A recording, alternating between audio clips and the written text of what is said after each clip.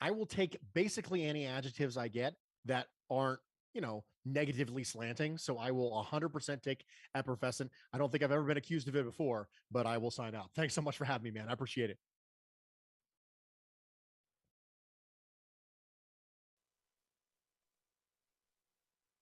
Think I'm being picked up on the mic. So that's good. That's a good way to start this off. Awesome. Excellent. Hopefully you guys can hear me. Yeah, anybody that followed last year knows that there's a shitload of issues last year, but that's all right.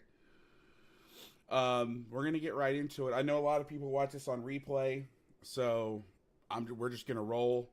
Uh, to me, it's like this show is the bonus of it is that we stream it live, but like we'll have. It's funny. Last year, I think there was a show where we had like 30 people, and I was like, oh man, that didn't a lot. And then it was like 6,000 people watched it by the end of the week because I reach my most of my audience are coaches, so they can't watch at this time. So I'm really excited about this though. I actually prepped crazy for this game because I did it on a playback. We watched it live, so I had notes upon notes upon notes. But I wanna get Bruce's thoughts on the games. But before we do, I took some quick hitting notes from the game. Quick overview. I'm gonna try to do this every week, provided I have time and I'm not working for a school or something that week. And I want to say this up front. I know we give PFF a lot of shit. I know that, and guys, also in the chat, if you guys are getting feedback, let me know if there's any kind of issue because I'm not a tech guy like with this type of stuff, so we're pulling a whole new process. But back to the PFF thing. So like I know we give, and I'm the king of giving PFF shit. However, for this type of thing, a quick snapshot, I am not an NFL personnel department. I am not making decisions off of this stuff, nor am I making any sort of like list off of it, like, oh, the greatest players of this year. It's just a quick hitting snapshot of what we saw. So here's some quick notes, some stats from the game, and then relative to the Bills defense, and then I'll turn it over to you, Bruce, and get your overall thoughts, and we'll jump right into film. So overall, Bills D is the real deal. I loved watching them play, and in the age of stack, track, fallback linebackers where guys are stacking linemen and then falling back, it is fun as shit to watch the Bills linebackers run downhill. It's so fun. They had 67 plays on defense, 51 passes, and 16 runs. If I told you before the game that the Bills would run the ball more by like 9 carries than the Rams, you'd think I was high. You got very good odds on that. So some other numbers. Pass stunts. The Bills stunted on 31.4% of the pass downs. Now, the Rams were down, so some of those early downs that may be a run play action down for the Rams turned into pass downs. And that's just, that percentage of 31.4 is when they happen to pass the ball. So it might have been a run stunt that was called, but then they ended up throwing. Early down stunts, so first and second down, 21.7%, which is pretty high, and even higher is on critical down stunts when they had to get a first down, 37.5%. We saw 0 pass blitzes, and listen, I know Leslie Frazier is his own man, but when you got a guy who was on that, he was on the 85 Bears team, wasn't he? He was. He was on the 85 Bears team. He worked for Buddy at some point, or worked for those guys. To know that they didn't pass blitz one time, the only time they blitzed, they ran one sim where they brought a backer and they dropped a 3 technique, which it's been a while since I've seen that, like as a thing. And they did a couple run blitzes on like but that's hard though because if you line up with a Sam linebacker on the line of scrimmage on third down and 1, and he sees a quick run trigger, or he sees a run and he quick triggers, is that a blitz? Those are hard to tell. But anyway, one of the things I was really interested in going in the game was the Bills played with a 6 technique last year, meaning a guy head up on the tight end, and Von Miller is very much a wide 9. And the thing that was unique about the Bills defense last year is if you traded the tight end, they didn't move, which is very rare. Most people, when you trade the tight end, you slide your front if you're in an even front. They didn't. And the question was, if you do that and you have a 1 and a 9, you got some problems. So I was on playback and I said, I'll bet anybody like $50 first play they're going to trade the tight end, and they did. Nobody took my bet, and of course I was right for that one time. It's funny. Playback holds you accountable because you sit there in your room and nobody's listening. You're like, play action, and they throw a quick screen. You're not held accountable because nobody's listening, and then you can fire off the tweets where you said, "Oh, I got that right," or "This is coming." But when you're on playback, you're in public, and everybody can see. You're a little bit more protective of your predictions, I guess. But they actually did trade the tight end. Vaughn only played, I think, 50% of the snaps. He was in a 3-point the whole time, or 2-point the whole time. The Flying Frenchman, Gregory Rousseau from the U, my alma mater, was in a 2-point stance 71% of the time, and Boogie Basham lined up down in a 3-point, 79.2. So that was just some interesting stuff. When you have a guy like Von Miller, you kind of want to see how the young guys take from him, and what they incorporate into their game. And it was interesting to see. And I don't know Greg's up and down from last year, but that was something that I wanted to take a look at. Offensive stats, the Rams ran, again, 16 run plays, 7 inside zones for 1.6 yards per carry, 6 outside zones for 5.8 yards per carry, and 3 man plays, usually short yardage duo, 1.3 yards, which makes sense. You're just trying to get a couple yards. Stafford was 29 of 42 for 240 and a touchdown, had a good completion percentage, but had 3 picks, 5.7 yards per attempt. He had an ADOT, which means his target was 6.5 yards past the line of scrimmage, 7 sacks, 2 drops, and 1 dropped INT. Only 13% play action. First down conversion, only 14.3%. Win for the defense. 27.3 win for the defense.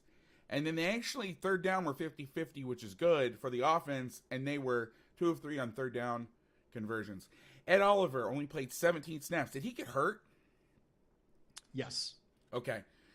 Now, I know there was another thing that we're going to look at where the young corners was the question between Christian Benford and Kyer Elam. That was kind of the battle where they switched all night, right?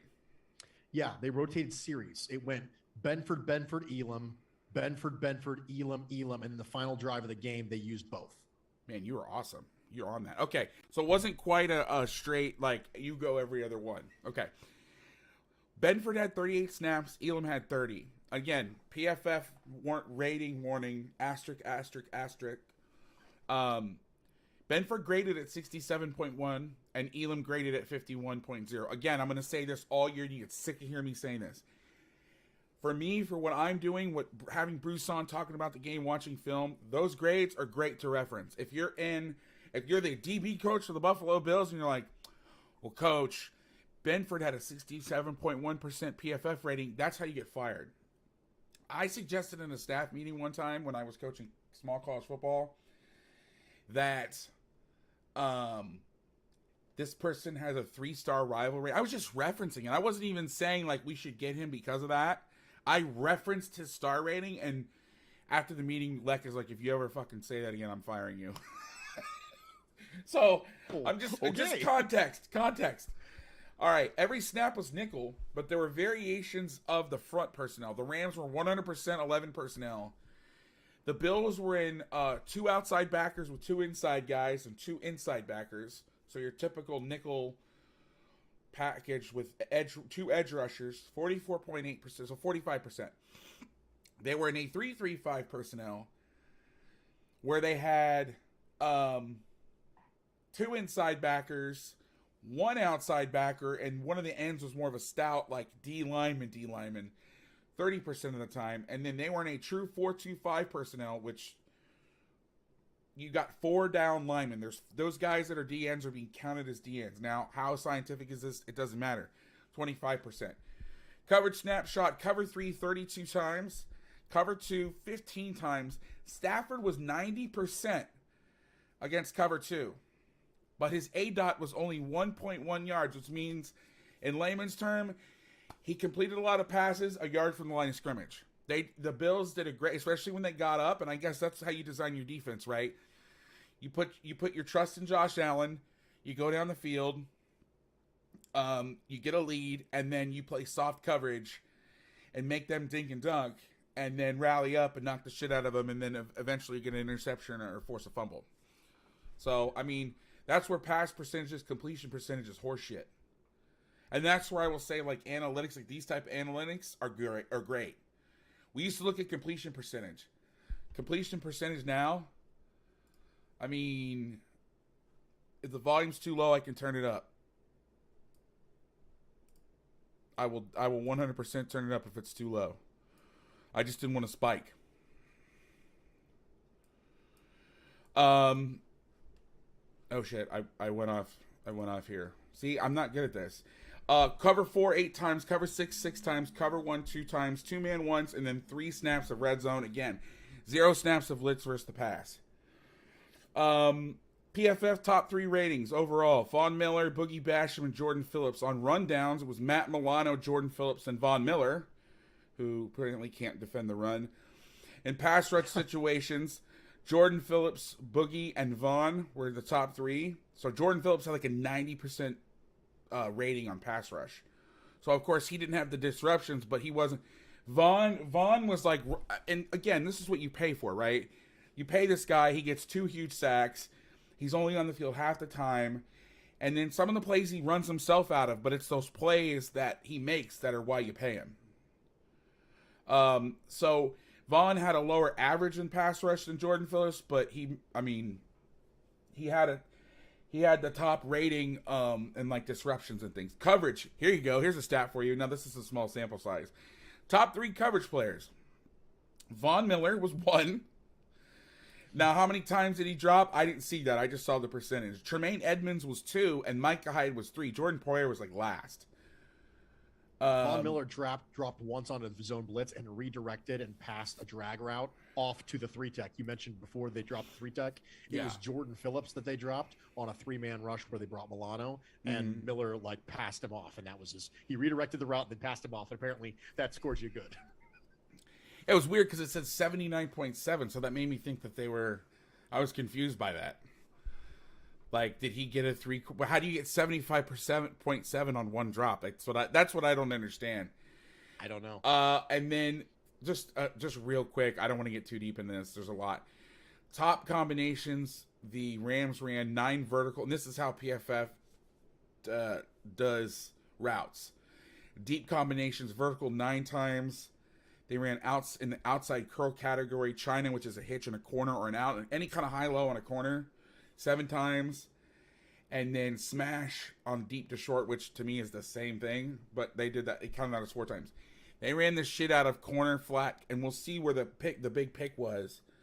And I'll get into why it was picked off and what the problem was for the offense. Because Stafford gifted it to him, and I'll explain why that happened.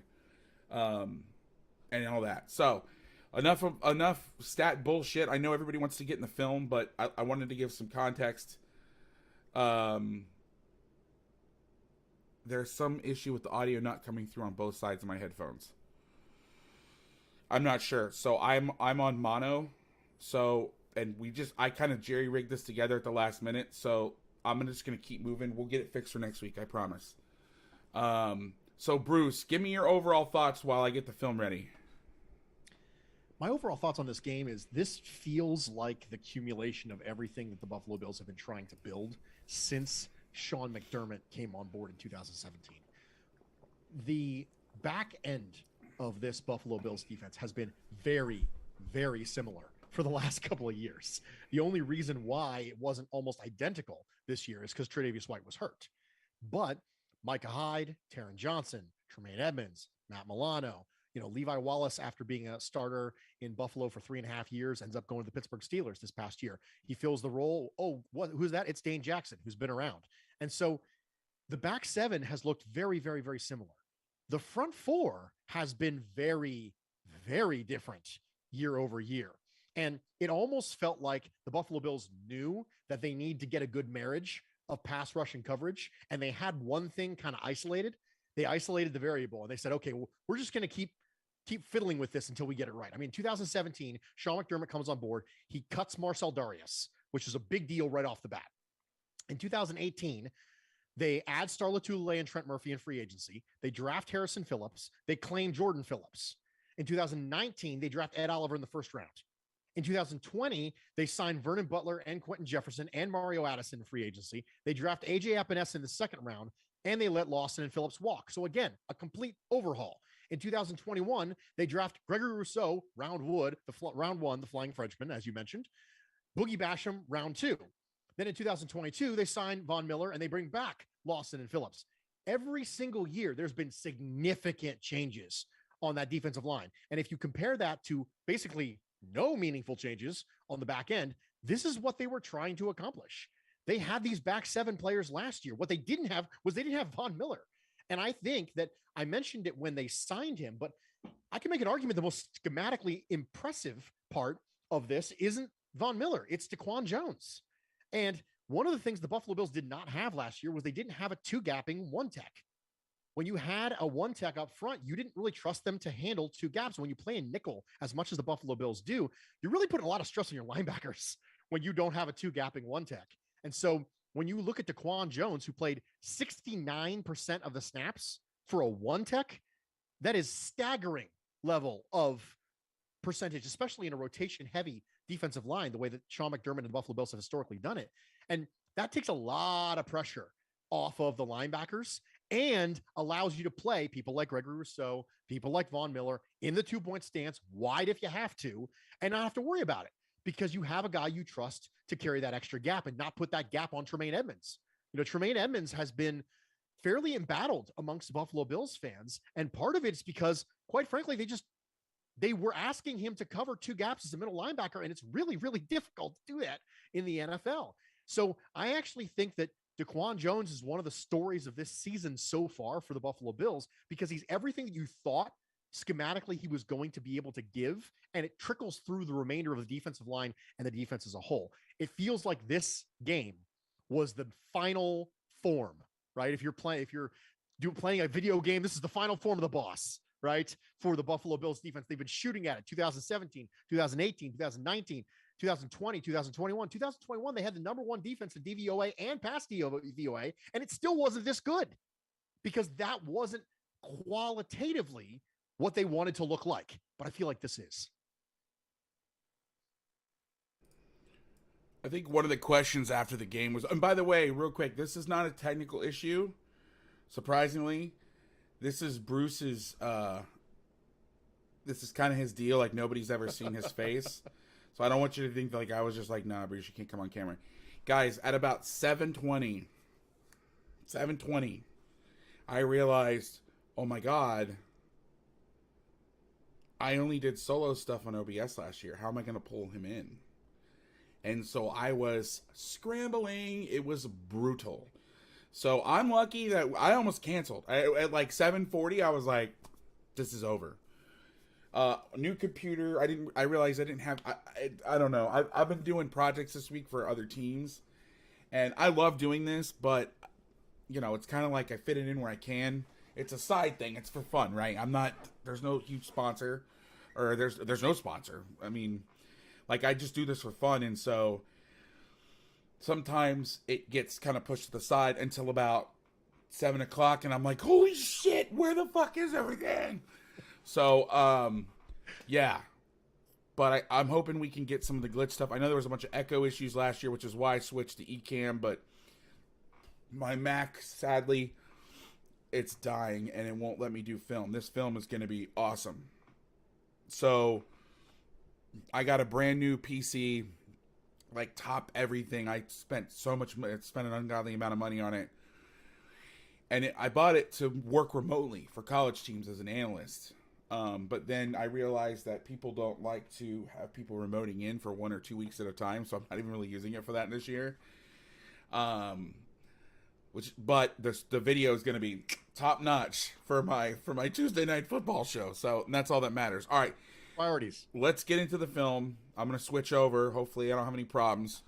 All right. So bear with me for a second. All right. We're going to do the switch.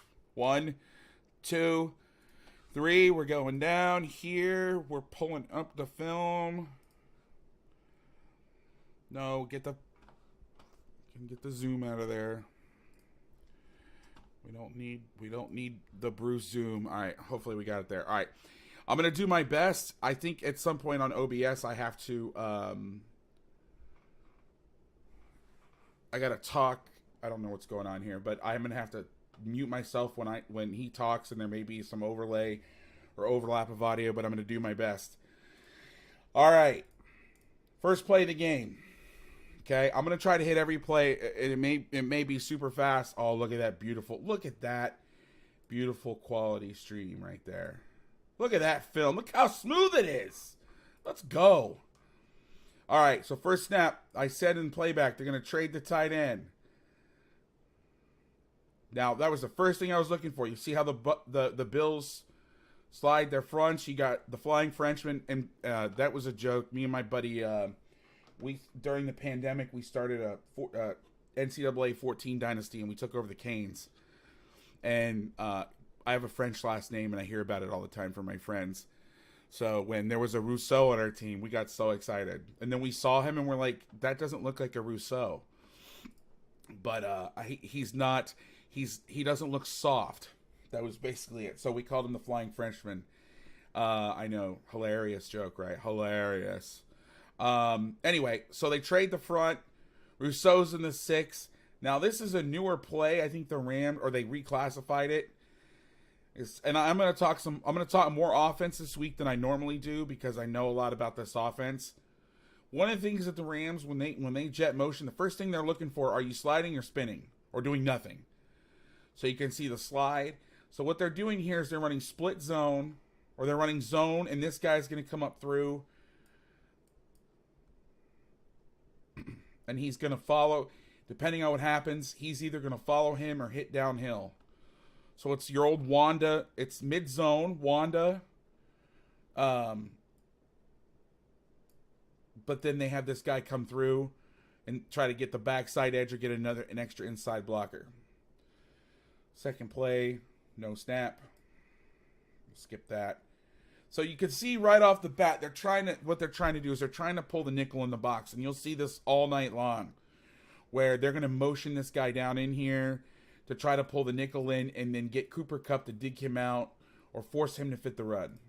That's the theme of the night. And you're going to see it over and over and over again.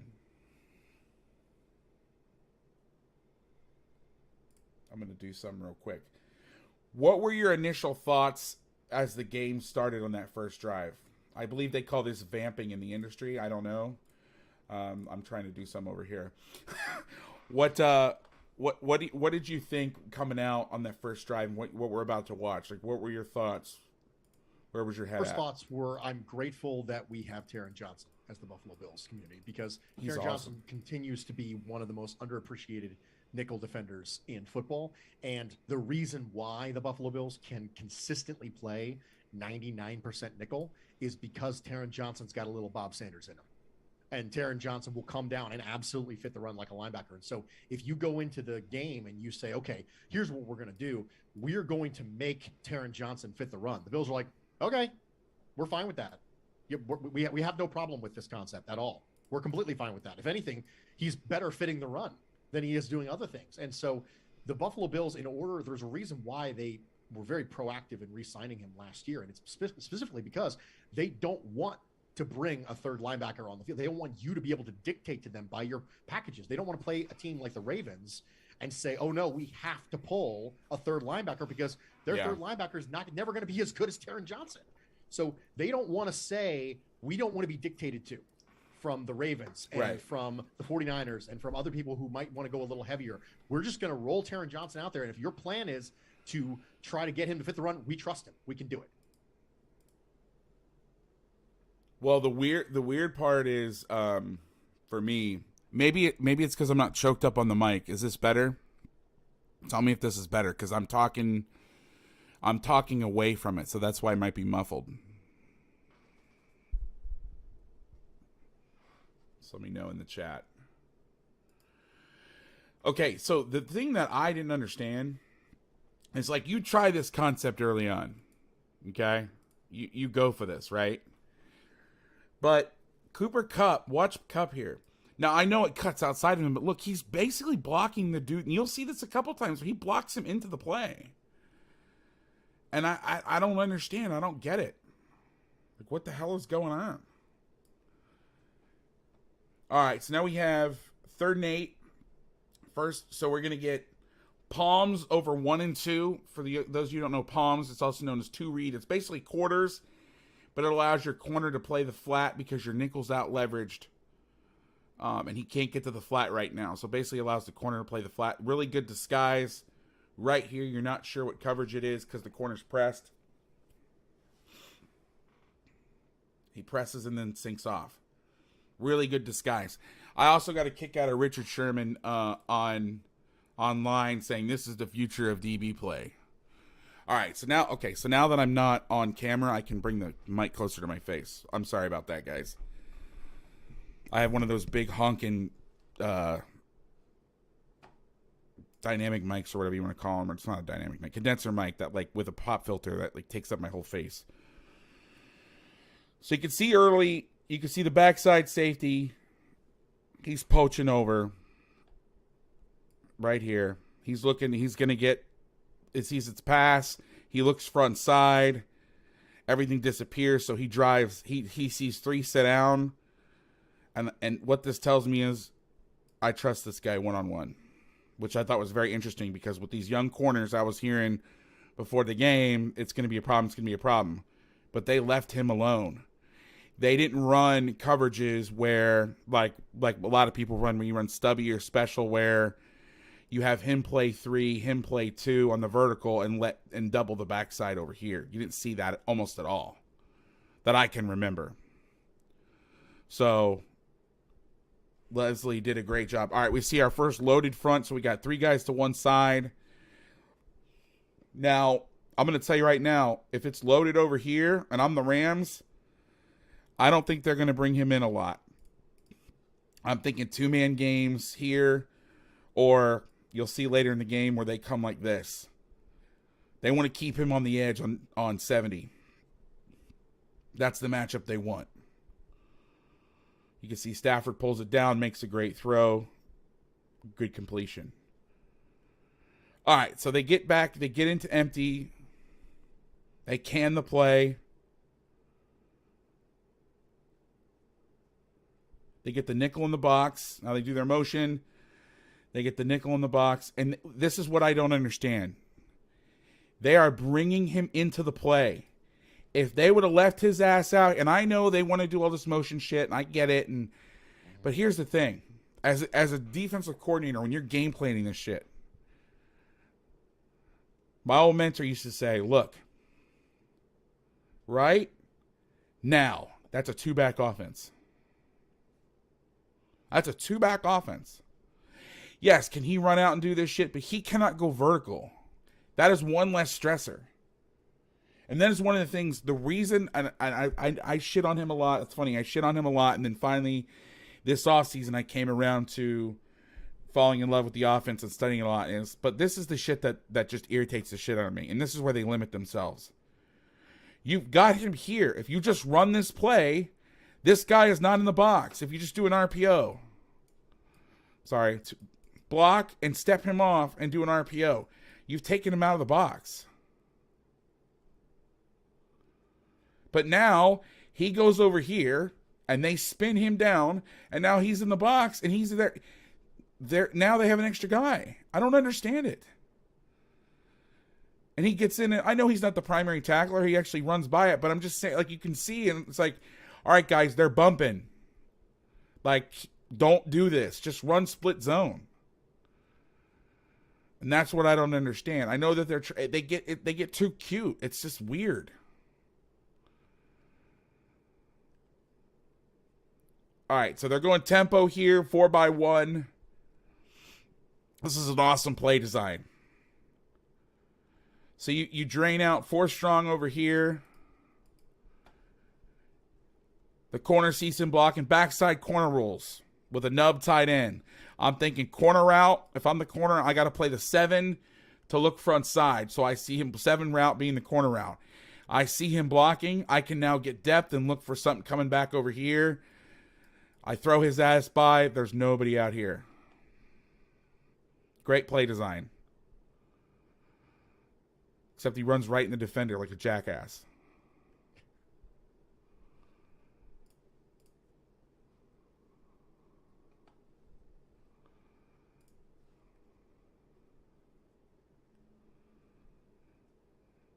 All right, this is great execution by the Bills. You got dig. You see this combination, I think, a couple times in a row. Dig, seam, flat. Dig, seam, flat. And the Bills play this masterfully. They split the zone out here.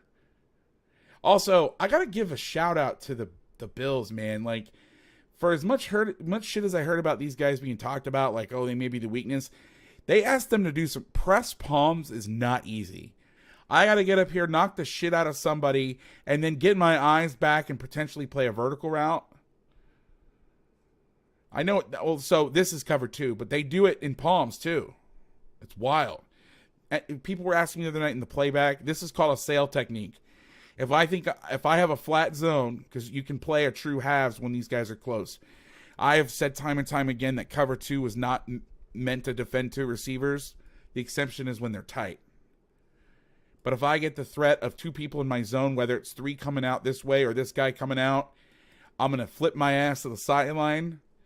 And that way I can play both zones top down. It's easier actually to do that than playing square and trying to back up. That's a beautiful shot right there. Take away the dig window. Great job by Johnson. Check it down. Couple yard gain. 4 yards. That's awesome. All right, similar concept with different people. Speed to power. So he's been rushing around. He's setting them up. And as an offensive lineman, you have to know, like, it's coming. Well, here it is. He's going to go speed, and then when he gets him on his back foot, he's going to throat choke his ass. We used to call this a long 2. We used the Tosh point numbering system when teaching pass rush, so this was called a long 2. Get them on their heels, that make them think you're running around the edge, and then take your palm of your hand and strike them in their effing throat, or as we would say, 2 inches above the breastplate. No, we would never tell anybody to hit anybody in the throat. That's crazy. Get him, bang! Get him on his heels. Walk his ass back to Stafford. Let's get the end zone of this where you can see it. So much of Von Miller is predicated on the idea that he's got that. I mean, Von Miller, obviously the patented ghost pass rush, right? The entire thing is predicated on the fact that he has that long arm, the fact that he has the ability to do the long 2s and things like that. And so later on, you'll see that he can flash that left arm and then draw out the punch from an offensive tackle and then dip underneath. It doesn't work unless you have this. Yeah. Unless you have the ability to do speed with power, it doesn't work. It's not like you can be, a one-tool defensive end in the NFL. Von Miller has gotten where he's gotten primarily because he has moves and counter moves, and this is the move. You're going to see the counter move later on in this game. Well, what's crazy is that what's funny is that's actually the counter move. The move is, it's not even a move, right? You set everything off of speed. So the long 2, good pass rushers have 2 moves that are elite. Great pass rushers have 3. So to your point, the thing that sets up the long arm is the speed. So because you have to retreat so fast to get there, so that's you beat speed. And it's like fastball. And all of a sudden, you get on your heels, you start getting, okay, he's beating with speed. I got to get to a spot, got to get to my spot. And then he gets you with the long 2. And then once he gets you comfortable with that, he hits you with the ghost. But what's interesting is, you got to think of the psyche of the left tackle. Like, it's coming. See, now this play, he switches back to speed. Also because it's empty. So the ball's coming out fast. You're going to get a shorter set. And you can see the lineman try to go out to him. There's a little confusion on offense on this play. There's an uncovered player. The Bills come down to 3 strong, 3 buzz. And it's just a weird play. They're kind of like, what are we doing? What's going on here? Stafford's like, I don't give a shit. Give me the ball. And it's because he saw the uncovered receiver. So he's like, you don't even need a block. Just snap the ball, dude. That's basically what he said in NFL shorthand. All right, they're going to can this play. So they're looking for, they got a play called here. So a lot of times what I've noticed about the Rams, and I don't know this to be 100%, but my gut's telling me it's pretty high.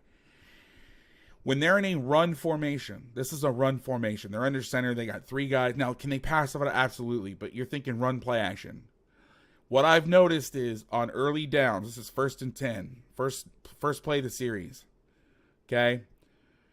They are going to run the ball or have a boot called. Right now, if it was a run with 2 high, they'd have just snapped the ball. But he cans the play right here. You see him? He's canning it. Can. So my thought is he's checking into a run. So he either had a run. So the answer is he either had a run called this way and he's changing the play to run weak, or he had a boot on and he's like, I don't like this look. Let's get into a run. That's what he's doing right there. Now, without being in the meeting rooms, I cannot tell you whether it's one run to another or pass to another. It's impossible to know. But the Bills changed their call. So this is where you start getting in that cat and mouse game, and the Bills were very much, and this is why disguise is so important. Now, I think Stafford screws this up. With these backers overshifted like this, somebody has to come down. But again, if you get in this game of canning, like eventually they got to snap the ball. And they run into a really shitty look. You do not want to run this play into this look. They don't have enough people, even with the crack. And this is another point. They were really, you're trying to crack, you have to crack support. This is what tells me that they think they were getting too high. Because if you wanted to crack a safety, you can't crack a guy from that depth. Anyway. I mean, that look right there, like, so this is as early as I can get it. I don't know why he changed that, because with this alignment, with this guy here and this guy so far, so he's got that gap, he's got that gap, he's got that gap, the corner has that gap. They'll treat it like crack replace. If he blocks down, then I'm going to come. There's an open B gap. So somebody's got to play this. So either he's got to come inside and the corner's got to play the edge, or he's got to play it from depth. Well, there he comes. And you run it into that look, and it's shitty. And the flying Frenchman makes a call from the back, or play from the backside. That's awesome. If I was coaching, that would go on my 6 technique teach tape. All right, last play of the first quarter. Famous play. Choice Stucco. Bills are in, they're coming down to the nickel. They do a lot of this in this game, and it's really cool. It's not something you see a lot of, but they give you an umbrella, like a wide look with these backers and the nickel, and then he just casually shuffles inside to make it look like it's going to be palms or 2 read, and then he drops late. And it allows them to play deep to short. Instead of putting a guy down here and running his ass back, they just play it top down. It's 2nd and 10. In the NFL, they call this GBOT, get back on track. And you'll see Milano. The key is you see Milano buzz his ass out of there. Because Edmonds is going to work this way. Now you have a better player on the weak hook, so if they try to run some bullshit where he runs out and he runs a crosser, now you have a DB on this crossing route. You don't see that a lot without blitzing, that look. Okay. So think about the interception. This is Choice Stucco. This is a huge play. Okay. Cup's got the choice route. Okay. Stafford sees Milano expand, easy read. Sit down, hit him right there.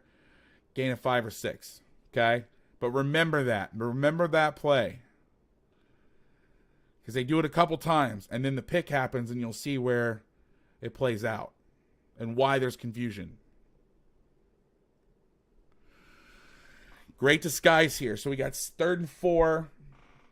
The Rams getting empty. You got a wide-ass front because you're thinking, I don't need to do any kind of I don't have to worry about QB draw with this guy back here.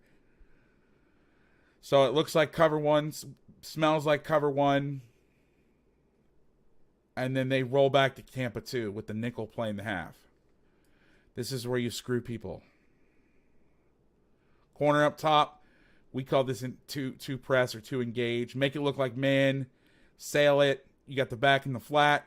Force. And this is what I was talking about early on. ADOT is 1.1. This is why. This is why. They get in the windows. Look, this is masterful at playing this route. The safety's supposed to get over the half, but he sees these guys slowing down, so he gets into his pedal. He sees them sit down, so he knows double in the seven's coming. With what should have happened here, honestly, and this is what confused him, is they see one high, so he breaks to the corner. I mean, really, this is on Higbee. Just keep running, dude. Let him hit you down the field. But maybe that's not how they read it. But this is just awesome. I mean, watch how these guys latch on these under routes and how they'll slide back here late in the down. And you can see the backside hook defender has nothing. So they take away the slant. So if Stafford would have just stayed on the slant, it's there. He's got Robinson right now. He's looking right at him. I don't know why he didn't let it rip, because he splits this, he may go for a while. He looks back there.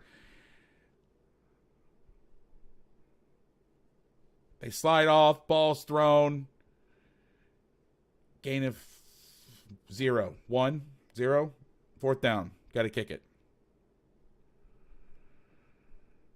And what's interesting is, well, now I'll skip that part. All right. Sorry, I'm trying not to get hung up. I want to get through the whole game, so I'm trying not to get hung up on a lot of plays, but I get excited about it, and then I want to talk. I'm sorry. Are you seeing anything here so far? I mean, please jump in at any time. It's fine, man. It's absolutely fine. I think that, one of the things that the Bills got going for them is that they can line up in situations where it looks like they're in cover one and roll out, and nothing looks out of the ordinary. That's the thing about having special players. Traits give you options, right? We always think about it when it comes to offensive players giving offensive coordinators options because they have more traits. But yeah, defensive players have that too. So when you have players like Matt Milano and Taron Johnson and Micah Hyde and Jordan Poyer, who are the 4 players on the back 7 that are primarily responsible for helping disguises for the Buffalo Bills, there's no place you can see Matt Milano in that's going to set off red flags to you as an offensive coordinator. That's the thing. So when Matt Milano decides on the last play we were looking at, when he decides to buzz the heck out of there, right?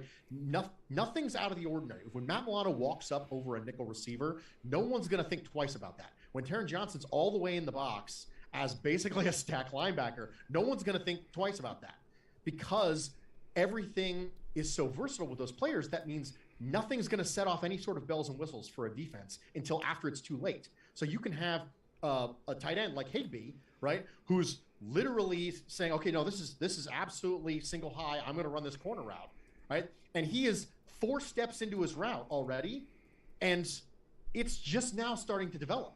It's about how long you can hold the disguise, right? How long can you keep up the act, right?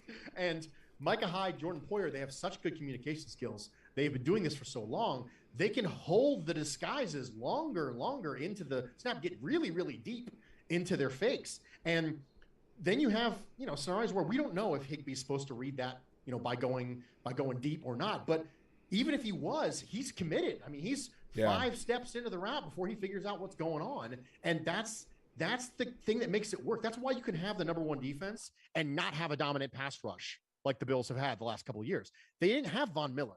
They didn't have any. They were spending significant assets, like I mentioned earlier in the pod. They were spending significant assets year over year, and they weren't getting results from the pass rush.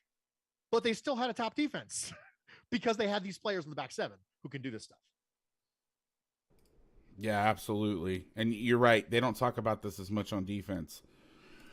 Here is an instance where this is where McVay starts outsmarting himself. Okay. The goal of this play, and then they're going to yell at Cam Akers, and this is what fucking pissed me off. Oh, Cam Akers has to show up more. Okay, stop being a fucking idiot, and maybe he won't have to overcome your stupidity. All right, you want to run a weak side play? Looks good to me. Run the play, but no, we have to run our cute jet motions, and this is what, when I've made fun of McVay in the past, this is what I'm talking about. This is dumb as shit. This is a play, they call it, I won't go into what they call it, so I don't need any angry emails from the Rams. It doesn't matter. They're trying to run zone. They're trying to bring this guy over. They're trying to bring the nickel in the box. And then the great white hope is supposed to come around and seal his ass. Instead of just leaving him over here and running the ball there where they have action and cutting it back. No, we can't do that. We have to have Rudy come across and block the nickel because we got to be cool. We got to do our cool motions. Great job, buddy. So Ed Oliver bitches both of these guys and makes the play. Now, now I made fun of McVay, but in McVay's defense, he comes too far over. He shouldn't. He should keep the ball on his shoulder. He jumps through. He sees the hole. So they have the run now. But the problem is, you're asking this guy to come block this guy. And look what happens. That's the shit that just drives me insane. Why make this harder? Leave him out there and just run the play and have it cut out. You have him you have the look you want. I don't get it, man. When I was in Pee Wee football, I was playing quarterback at the time, and there was one play that had me take a snap and then fake it to a running back who immediately ran up the gut, and I was supposed to follow them. And I asked my coaches, I said, well, why would I fake the ball to the running back who's going to go into the hole that I'm then going to go into? Like, am I not just drawing somebody to the play that I don't want to draw to the play? And they said, you know what? Don't worry about it, Bruce. Don't worry about it at all. It's fine. And I thought, well, you know what? I'll never have to deal with this later in life. Oh, wait. No, I do. Here's Sean McVay. Here's doing it. It's Pee Wee football all over again. All right. Yeah. Life is just Pee Wee football repeated many times a day. This is what I think. The Rams have run choice. The West Coast has run choice for many a year. Okay, again, it's a corner. It's a choice. And go. Now, here's the thing, Bruce. I got to comment in the chat and, engage your host more. I'm throwing this out there because we're breaking down plays and I'm just rolling through the plays. You jump in whenever you feel, okay? If you have a point or you want to talk, because we're just rolling through the film. So you see something, you said you got a bunch of notes, freedom to jump in and give us that silky smooth voice.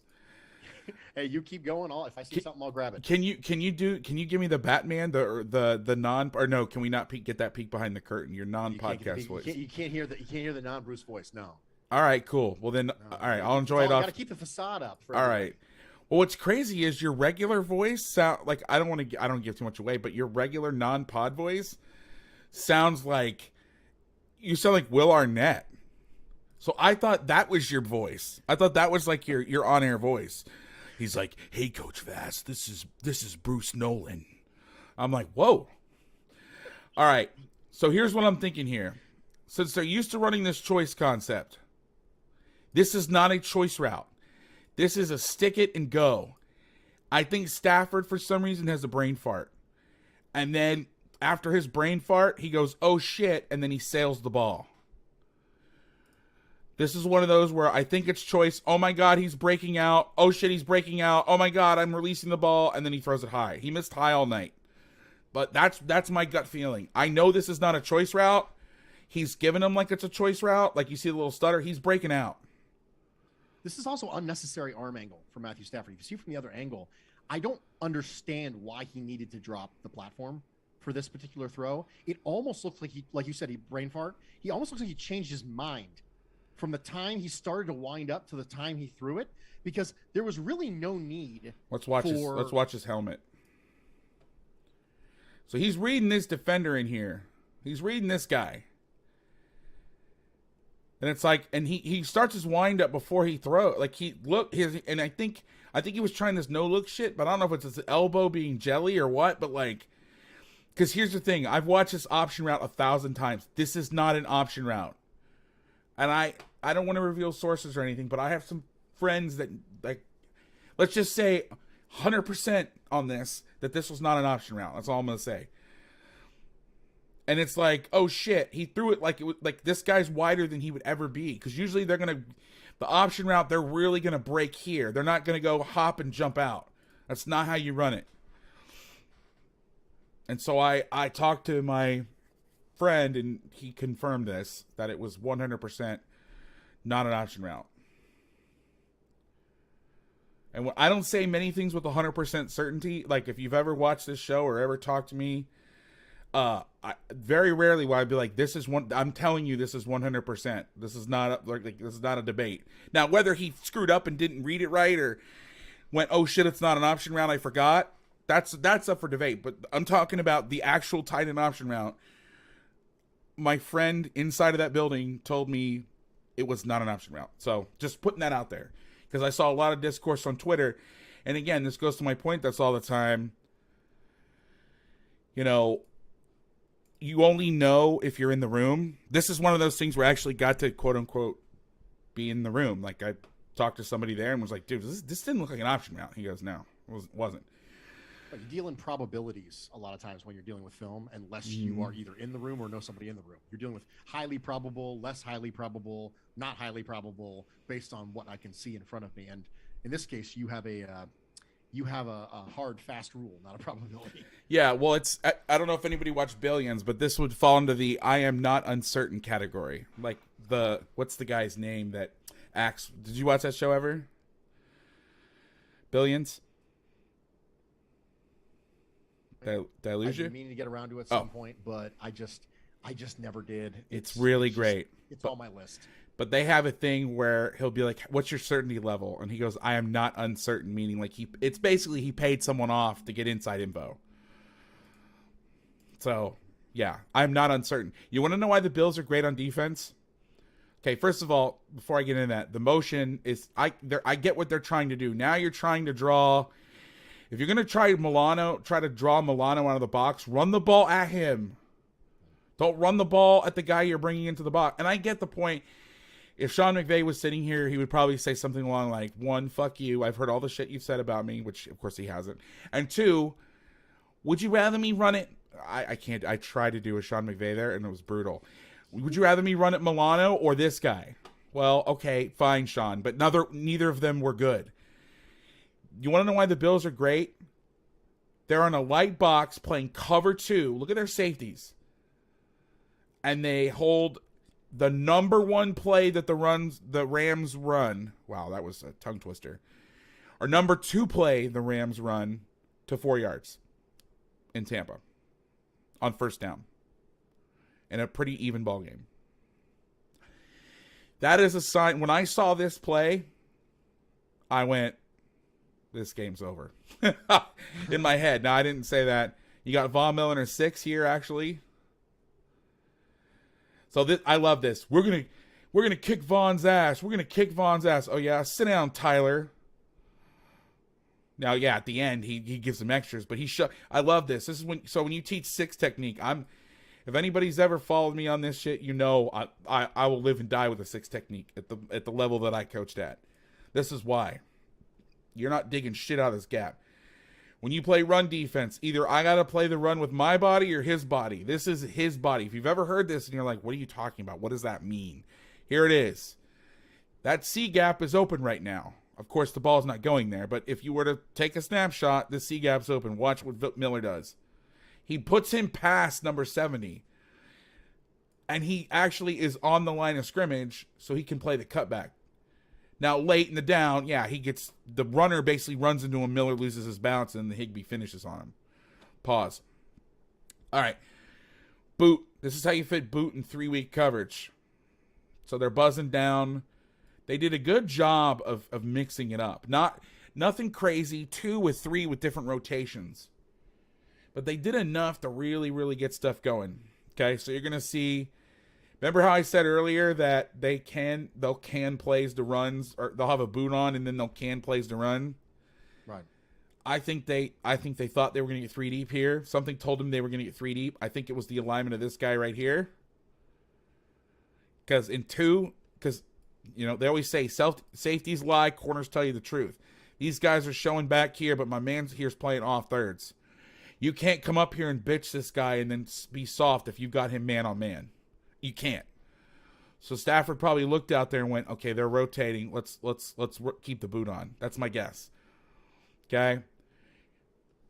Now this is what's weird about the Rams. They'll put the guy here out to the flat because on boot you got an over route.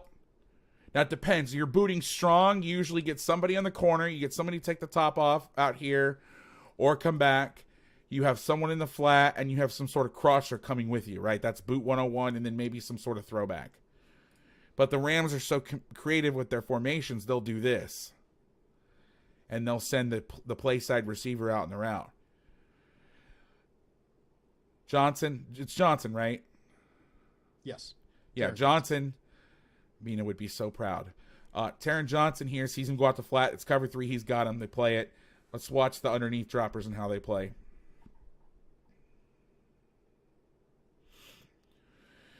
This is what some people call a robot. The hook defender over here has to roll under bottom to top. Now this is Edmonds is a great job. He looks it up. That's really hard. Now Robinson was kind of shallow. So yeah, but still not easy. Having a middle linebacker who can run with Allen Robinson on a crosser is something. Yeah. And the Buffalo Bills, one of the things that they wanted to have, we saw on the last play that DeQuan Jones, who I mentioned earlier, kind of flashed a little bit and is taking on a double team there. One of the things you want to have when you have a 6'5", 249-pound freak athlete like Tremaine Edmonds is you don't want to have him constantly being tied up with linebackers, right? And you don't want to have him tied up in the pass game either. And having someone like that, it changes a lot of the dynamics of the zone coverage because there are certain throws that are just taken off the menu. Mm-hmm. And it doesn't show up in advanced analytics because it's opportunity cost in coverage. It's throws that weren't made. And so, sometimes you look at, Tremaine Edmonds' coverage analytics and you go, oh, well, he was targeted X amount of times and he gave up this.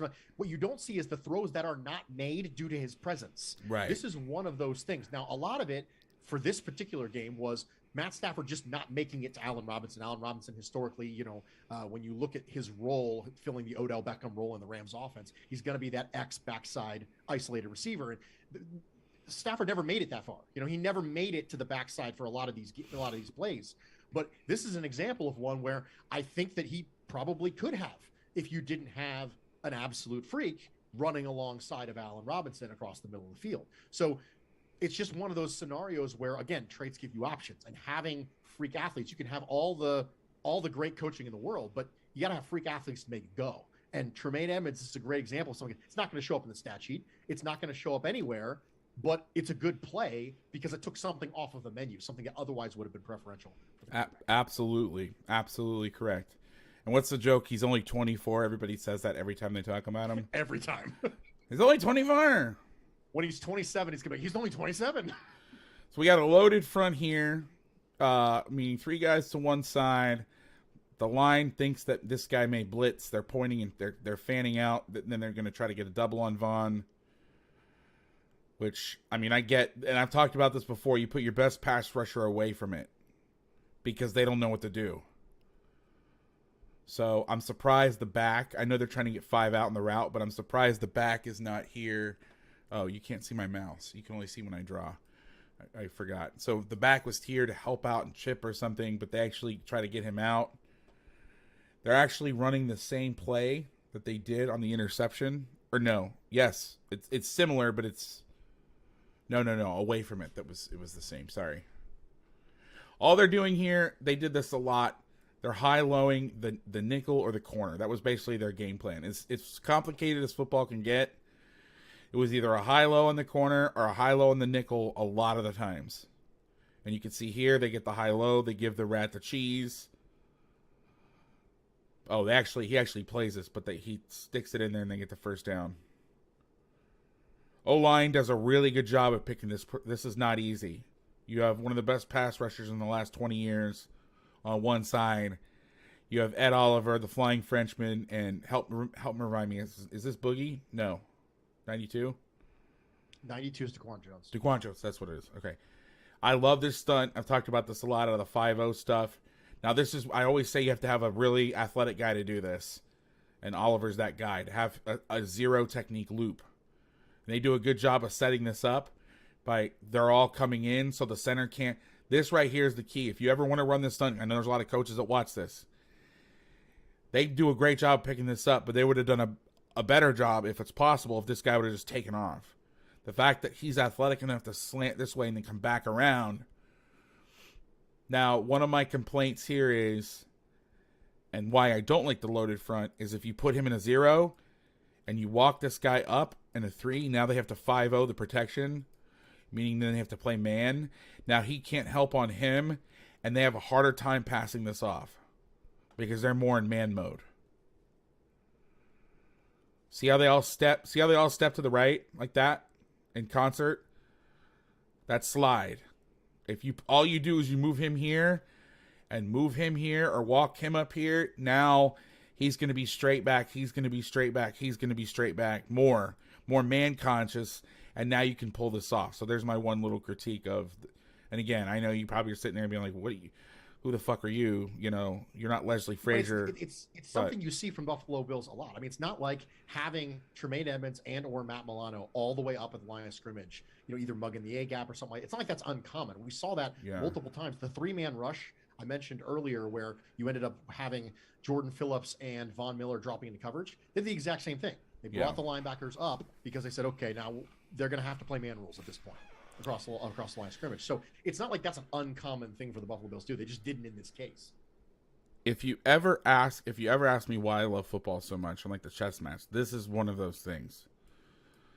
So the Rams pulled some college-esque concepts, and they've done this before, but with Liam Cohen, I was expecting more college stuff. And here's a very, very college football play. Zone read, they run into zone lock, I believe. Let me watch the front. Yeah, no, it's zone read. But they know these guys are wide, and they're not going to go chase the dive like you would in college. And then you read the backers. Okay? If the backer bumps, you hand the ball off. If he doesn't, you throw the screen. So what Buffalo does is they give you the appearance of both. The backer doesn't go, but now they're going to rotate down outside this late. But the late rotation is what causes Stafford to hand the ball, I think. Or he's not, I don't know what he's reading, because this is a throw read. But either way, they're outnumbered. So you're really screwed. And you see him rotating late. It's a slow rotation, and then he's able to fit back weak. Because do you want your middle of the field player running down in the alley super fast? No. But now it's don't go till you know. That was like the number one rule we had on our safeties board when I coached. DGTYK. So you line up deeper, you shuffle out, and then you can pull the pin and go. That's much more effective than like running to the middle of the field or just being like, oh my God, and run too far, and then you're chasing from behind. There's layers. But this is a great call. The cutback's taken away here. The backers, because of that, the backers can play, they have to play really fast. Milano now has to be the edge of the defense on this side. He has to force the ball back inside. And they're covered down everywhere.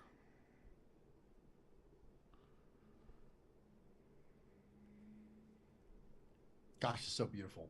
I mean, even if he throws this screen, right, you still have, 3-on-3 on that side.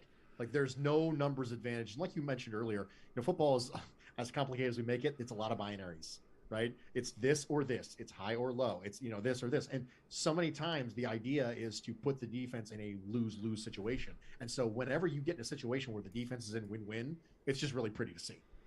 Yeah. I mean, they've got nothing here. You could try to win one-on-one over here, but because of the late rotation, they now, if this guy lines up in here, this is why disguise matters. This is what used to drive me insane about those Seahawks defenses. If he just parked his ass in here and he came down, then you can throw one-on-one on this side. But it's the late rotations that allow you, and it's so crazy to me because this is like stuff that's done in high school football. But when Staley did it, it was like, oh my God. And it's like, wait, what? All right. They got their too high look. They're going to boot into it. Now this is crazy. Now this is freaking crazy. This is some next level shit right now. So this is cover 2. Okay, I've never seen boot fit like this before. Normally, your flat player, your corner, he's going to take the first of the flat. This guy is going to take any throwbacks. You probably want to nail down on this over route or whatever, and then he can replace or run with it and escort him to one of these hook droppers. and then the safety's going to play any kind of shit here, coming back, or whatever like that, right? Watch what happens here. Milano's an A-gap linebacker right now. He sees its boot because he hears the back car, whatever, telling him something's coming back. So he slides back. He takes the flat route, and the corner takes the over route. Now, it's not good, but that looks like that was coached up. That doesn't look like a last minute, oh man, we're going to adjust off of each other. That's 100% taught. Now, just weird. I've never seen that before. It's cover 2, but one side of it is inverted. Yeah. Late. And it's your A-gap linebacker. Okay. This is an awesome play. This is when technique meets scheme. Okay. So this is what I call this special. Some people call it stubby, or it's off man, or it's off brethren stump. So special is the corner has this Z man-to-man. The star or nickel, whatever you want to call him, has 2 vertical and out, and 3 out. So if 2's vertical and 3's out, he'll sail to 3, and then he'll push to 2. He has 3 vertical until 3 goes out or in. Okay. And then this side, it doesn't matter. You can play whatever split safety concept you want. Hell, you could play man and bring a guy, whatever you want. Split safety. Now, most of the time, corners are pressed. They got a man-to-man. Most of the time, when they're off, if this guy goes underneath, he'll make a China or smash call, and the nickel will come off, and then he'll play the deeper route, right? Here's where the Bills absolutely screw with Stafford's mind, okay? And where I believe he confused him. Okay, he looks strong, and he knew pre-snap. Hey, and they were, they would have prepared for this because this is how the Bills play a lot of empty. In fact, that's some of the only time they actually do this. But the off corner confuses everything. So he's going to probably think they've designed a play where it's verticals, and then he's going to run under right now. And he should hit this before this guy realizes that he's coming in, and then he tries to break outside, and then you have a lot of air space. You see that? Now, here's the problem with that. The corner still plays man on 1 even though he's off. Watch this. Oh, shit. You see him hold it? He's like, all right, I'm going to look over here. This is dead over here. My outlet's going to be this guy. This is all bullshit. This is to clear these guys out with his eye progression. You can tell. Comes back. If this corner stays here, it's here and here. You fit this in, and then he splits this right here. Corner dives on it. He has to hold it, and then he gets hit in the face. That is, when you talk about the skies, the difference between a completion and not a completion is this guy playing press or playing off. That's big. This is exactly what I was talking about earlier when you look at the top of the screen and Matt Milano, right? Having him that far away from the guy he's now responsible for in man, that's not unusual at all. So when the Buffalo Bills can line Matt Milano up, in this case, he's sitting there in the C gap, and he's got responsibilities for a receiver in the slot, that's not going to set off any bells and whistles for anybody. That's not uncommon for him to be in zone coverage there. Now, it turns out he's a man, but this is, you have to have these players to pull off these disguises. And he ends up doing it. But again, this is not crazy for the Buffalo Bills. This is exactly the play I was talking about. I said, you want to have, a man coverage call look like cover 2. You need players who can do it and who can make it look like it's okay. And I believe that this is a late call because I think because they run brackets against empty over here, depending on who's where. And with the back out here, I think they said, all right, you got him, because it looks like quarters off the bat, but you can see Hyde. Or not, is that Hyde 23? That's Hyde, right? 23's Hyde, yeah. Yeah. He slides outside, and they're bracketing him. He's inside. He's outside looking for the 7 route. He's going to be inside because you can see him drive on it. Yeah. All right. Now, here's the problem with spot drop. Here's 33 buzz. So we got strong side rotation. Safety's dropping in. But here's the problem when you run spot drops. This is what happens occasionally. This makes me mental right here. I know this guy's here, but it's freaking 3rd and 14. And they fit it in there, and now it's 4th and 2. against one of the best receiver. I mean, top 10 receiver in the NFL, probably. I don't know. I don't look at those rankings. I mean, this drives me. That makes me want to smash something. We got a little TE game here at the bottom. They pick it up. Not really well executed. That's all right.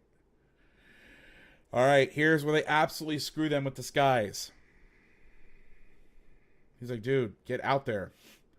So it looks like cover 0. And here's what's funny. I think it looks like cover 0 because this guy has to tell him to move out. So Stafford thinks, oh shit, it's 0. He cans the play. He's checking to a screen because of the look.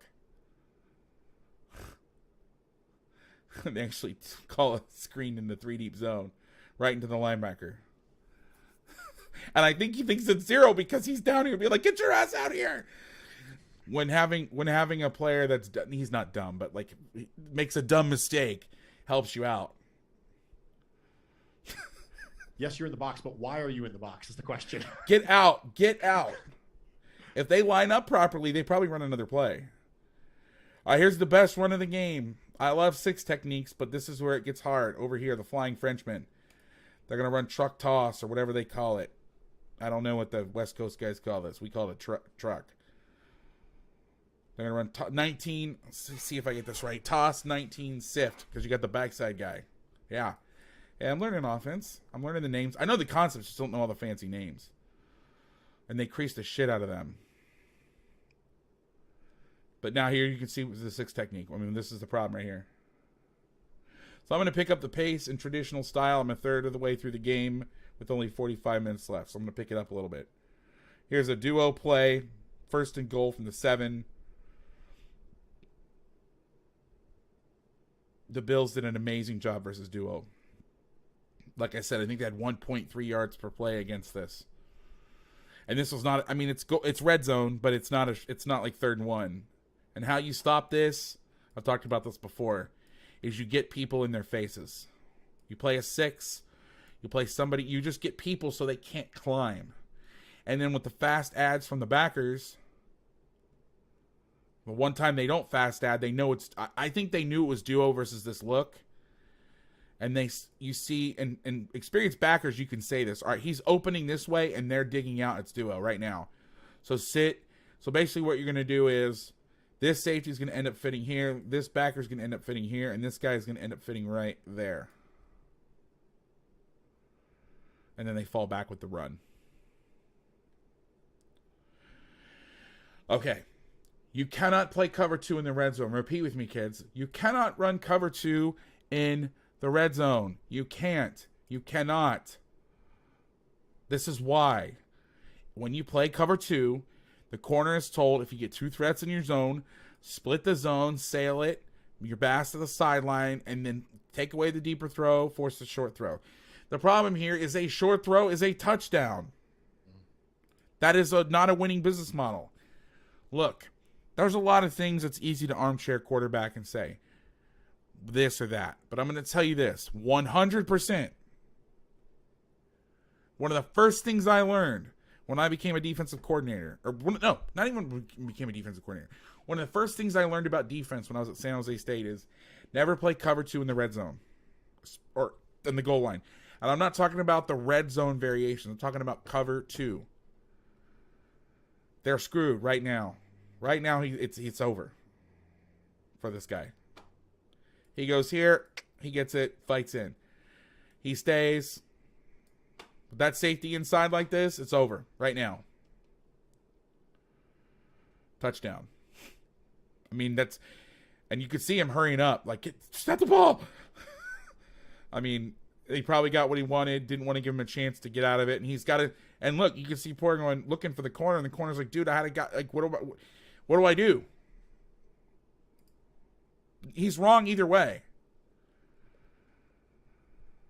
I just have in my comments for this, Von Miller. We got too high.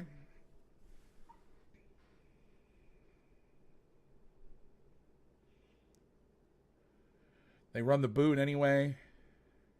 Oh my God, he's at the bottom. So they're fake. So they've run truck. They got a bunch of yards on it. Vaughn knows it's bullshit. Because here's the thing. If you were going to toss it, you'd have to completely reverse out and pick. He sees the balls in his hands, so he just goes.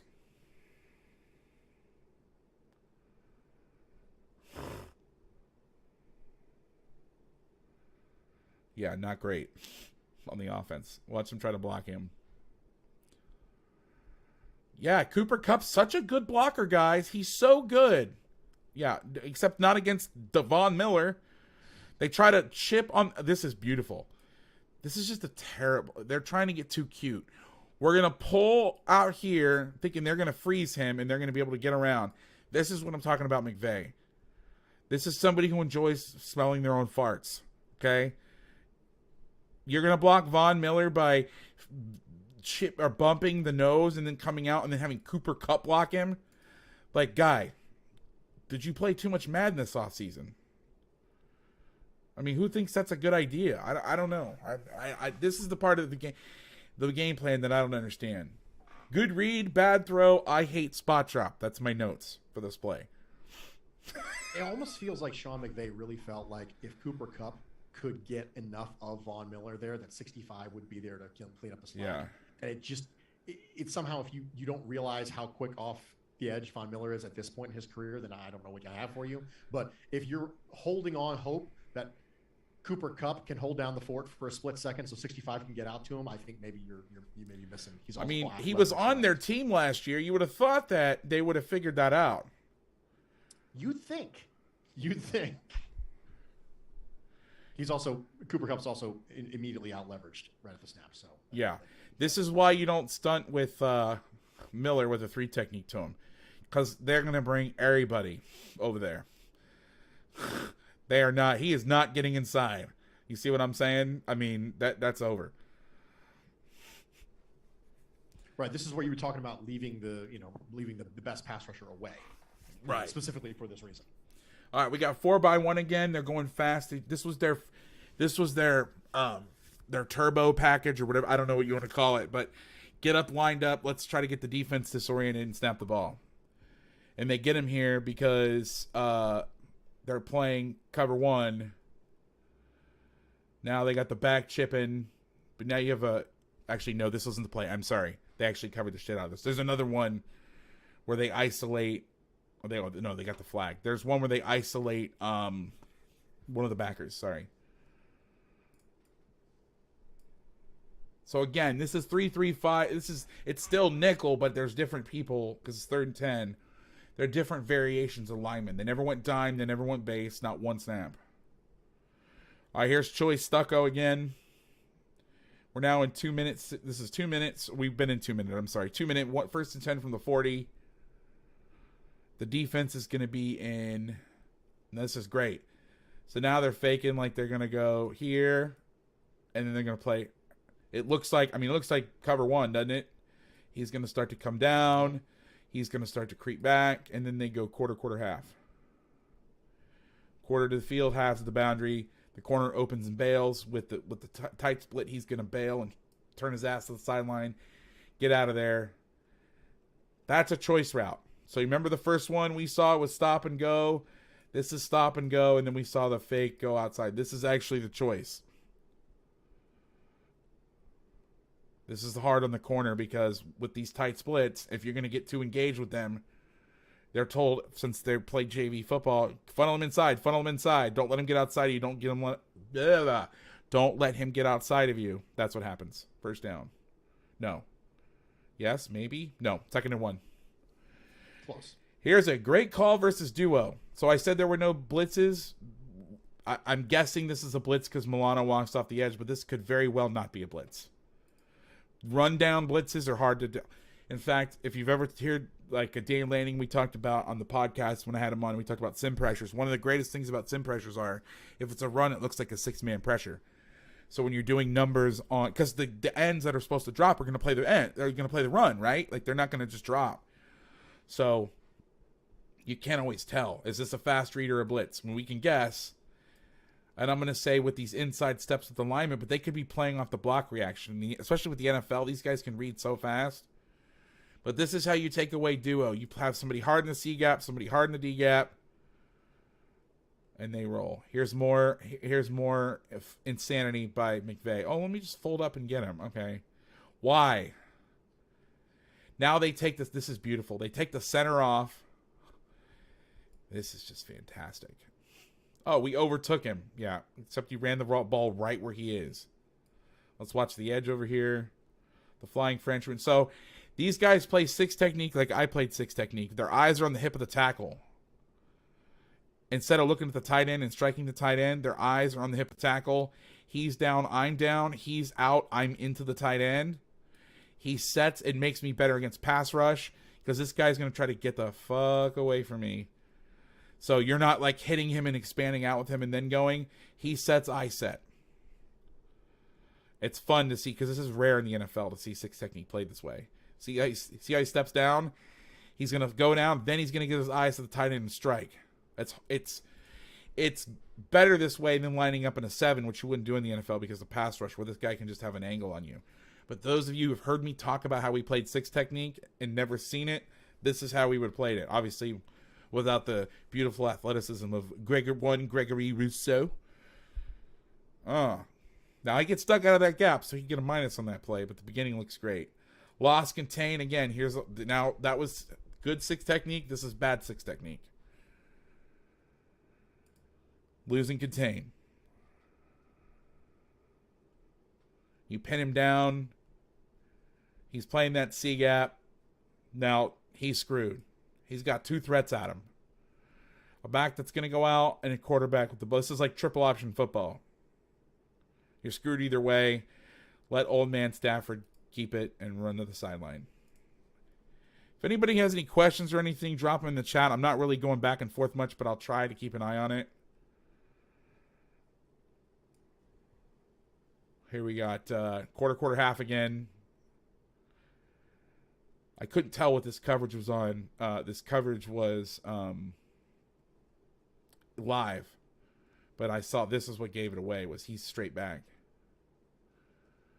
Also, the press corners and how they played them was confusing as well, which shouldn't have been because that's something we did forever. This is a good call versus they're all curls, or I'm sure there's some fancy ass name for this in the West Coast offense. It can't just be a curl. But they do a good job. It's a great call. Stafford has to hold on the ball. Nobody's open. Everybody's stuck on him, and then it's party at the quarterback. Great stunt here. So you can do this shit in the NFL. I love this concept. Like, you could never do this at lower levels because these guys aren't athletic enough, don't have the time to go down and then come out. But if you want to make a stunt work, this is how you make it work. Because now this guy has to set, go down, then redirect. Because this is the man side of the protection. Watch the center. And this is the Von Miller effect. Okay? A lot of the times, especially with teams that cross-protect, it's hard to tell where the center is going to go because you want to bring the TE game away from the center. If you bring the TE game to the center, he's just going to stand there and knock the shit out of the end, right? So whenever you're game planning games, sorry for the redundancy, but that's whenever you're planning your games, you're trying to get this away from the center, and you want to run this one to the center because the center's not involved. He steps this way, but the stunt's going to take place in here. So he's useless. Okay? AJ Epinesa getting a piece of 73, I think, makes this all work. It's so subtle. Oh, it's but when you're so looking at it from smooth. this angle, so smooth. AJ Epinesa coming inside, getting a piece of 73 is what allows Jordan Phillips to get that angle around the outside. That's what makes this thing work. It's so subtle, and it's so smooth that if you're not really looking for it, you won't notice it. But AJ Epinesa getting a piece of 73 makes this work.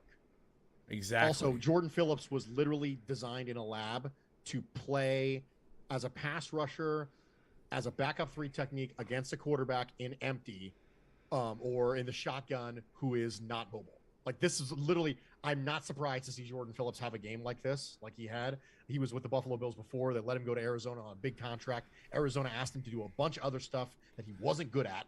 And then he comes back, and they asked him why he came back, and he was like, well, I mean, you got one of the best defenses in football. You got one of the best quarterbacks in football. Why wouldn't I want to come back? Well, actually, this is why he would want to come back, because he's the best version of himself in this particular defensive scheme, where they're not going to ask him to clog up, 2 gaps and be a run stuffer when he's actually on ice skates. They're not going to ask him to do that. Instead, they're going to have AJ Epinesa make life easy on him to get a piece of 73 and have him come down. So there was a spin move. You see the Jordan Phillips spin move earlier in the game? Yeah. Absolutely bonkers, right? And you can pull this off when you have situations where you have Matt Stafford, you have 5 people in, you'll go out in the concepts, or you're in empty or any of that stuff. This is what Jordan Phillips was meant to do, and AJ Epinesa makes it happen. Exactly. And what's interesting about this, and kind of to my point that I didn't sew together, is that because Von Miller's over here, I gave you all the bits leading up to it, but didn't do the conclusion. Yes, the back is over here, so the center. So most of the time, so I'm going to tell you this, with the back here, unless they're bringing him across, which he's supposed to do, watch his eyes. Okay, so they want to slide to Vaughn. Now, there's no choice calls, I don't think, where it's like, all right, we're going to slide to Vaughn and you're going to go away, which I don't know why teams don't do that. Like, you can line the back up over here, but if it's jet protection, I'm going to, because you can see him, he steps up, his eyes are over here, you can see his logo. He's looking at 49. Because this is the zone side, this is the man side, okay? So the zone side is these 3 have these 3. Okay, the man side is I got him, I have the first backer to the nickel. Okay, that's the very, very, very, very basic version of this. So they're trying to hide it, because if you always slide away from the back, teams will pick on you. But because you have Von Miller, you know they're going to probably slide that way. So how do you game plan your TEs? You run them away from Von Miller. So you call whatever this front, and at the NFL they don't call like this, but basically, whatever puts the G technique to Miller, and then you run the text opposite. So for us, let's say this 3 is, we would call this set G text, meaning, or Wildcat G text, which means, and again, we use this term, nobody else uses it besides TCU. We're setting the 3 away from the back. We know that Miller is going to be to the back because we're setting the 3 away from the back, and Miller's going to be to the G, which is not how they're doing it. I'm just showing you how we would do it in high school, college. And then we're going to run the text here. But because it's the NFL, they can do this shit. It's awesome. Some quick personnel context here for AJ Epinesa here. So AJ Epinesa, obviously came out of college as a, 287-ish pound power rusher. Bills made him completely go through a body recomposition when he came here. Now it's so weird to see him not only play so light, but also there's some advanced analytics on get off where they have little chips inside the shoulder pads of the defensive linemen, and they track the amount of time it takes for them to cross the line of scrimmage. AJ Epinesa and Von Miller had exact same get off times. How about him in a 2-point stance right here? Just absolutely bonkers, because it's not even the same player. If you watched AJ Epinesa coming out of college, you're like, this isn't even the same guy. And I just think it's interesting from a contextual standpoint that they're actually making him less like some of the big power ends that you saw with Sean McDermott in Carolina. This is not a Charles Johnson issue, right? This is who you kind of thought you were going to get when you had AJ Epinesa. They're actually turning him, and then they had the same thing with the Flying Frenchman. They're dropping the weight. They're keeping the length. Yeah. Right? They're getting these big, long players, and they're having them drop a ton of weight because their arms don't get shorter. Yeah. When they drop the weight. So it's just interesting context for the personnel there. Absolutely. This is a bad call into this defense. It's quarters. I mean, you've got leverage on the nickels outside. He's going to turn the ball back inside. Now you got guys flying down on the ball. Good backside pursuit. There's a bad call into it. Great defense, bad call. It's just not. I don't know why you would call this into this. Their game plan, and I'm reading between the lines. They thought this guy was shitty. It's got to be, because they're doing a lot of things that basically would take advantage. Matt Milano, this play, he's awesome. Hey, so this is after halftime. Hey guys, all those shitty runs where we brought Cooper Kupp in the box? Yeah, let's keep doing them. All right, good coach. On 3. Break. It's like, what are you doing? Now, he doesn't do anything there, but just wait. Hey, man, they've been doing this thing where when we bring him in, they turn into a 4-3 and boss the backers this way. All right, cool. So let's do that. Let's run a toss where they've moved the backers over to. All right, Cool, coach. You know, because the 6 technique, we think we can get the edge. All right, great. What about this fucking guy? Like, this is what drives me insane. They have him playing the D gap now. He's like, oh, word? Bong! Sets that edge, turns the ball back inside, puts Higbee on roller skates. Oh, get you some. Just terrible play calling. Then they ran Omaha, which is basically a version of stick. The first pass concept the Rams put in, not great versus this coverage. I mean, they got this viced up. Now, if he gunned it in there, but he's not even... Here's the other thing. Like, he's getting this ball. He's not ready for the ball. I'm going to go the other side. I don't like that either. Check down. This is very rare for this concept to hit the back, in my opinion. Now, you may have some analytics that say that's not, but yeah. All right, here's the sim pressure. This is really simple. Okay? They can this... He's like, yeah, I don't like this here. I need some protection. Can I tell you a quick funny story? Absolutely. All right, here's my fun story for the night. Okay. This is all going to remain nameless because I don't want to put somebody on blast in public like this. And it's not a public figure. If you make 7 figures, I get to make fun of you on YouTube. If you don't, your name can remain nameless.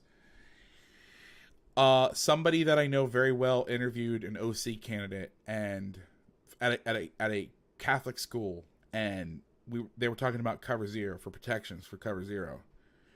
And he's like, what happens when they start to bring 6? Do you have a mechanism to get extra protection if you want, rather than trying to beat it with just like throwing quick? Like if you have a down the field concept. He goes, oh yeah, coach, we got that. We call it condom.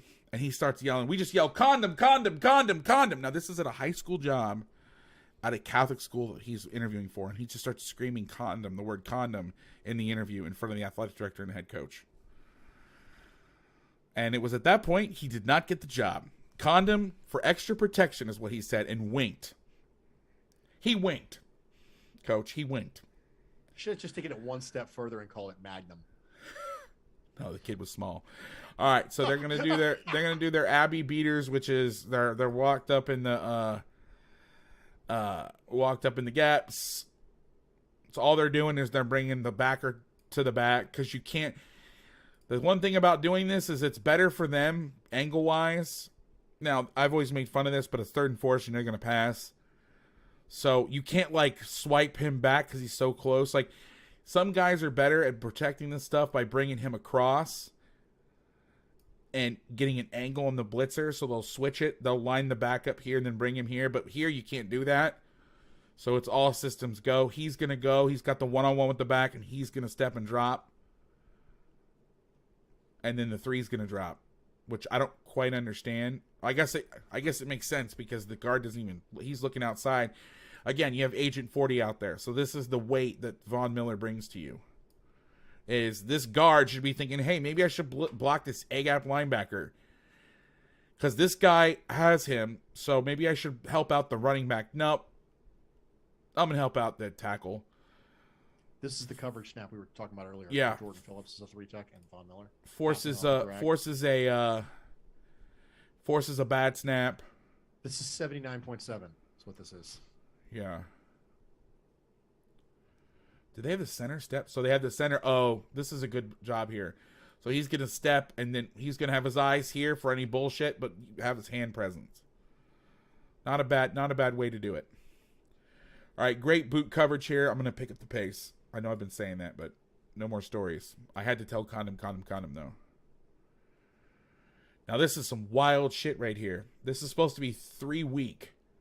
So he's supposed to be rotating down, and he's supposed to be going back. And then they get into their boot rules. So some teams will do this. Well, they'll have this guy cut this guy, and he'll run to the post. But you got an underneath guy. So really what should happen is, if you do that sort of thing, some guys in 3 deep let it play out. But versus this look, the corner should squeeze this guy to the safety. The safety's going to nail down. And then he's going to get depth and look for any bullshit.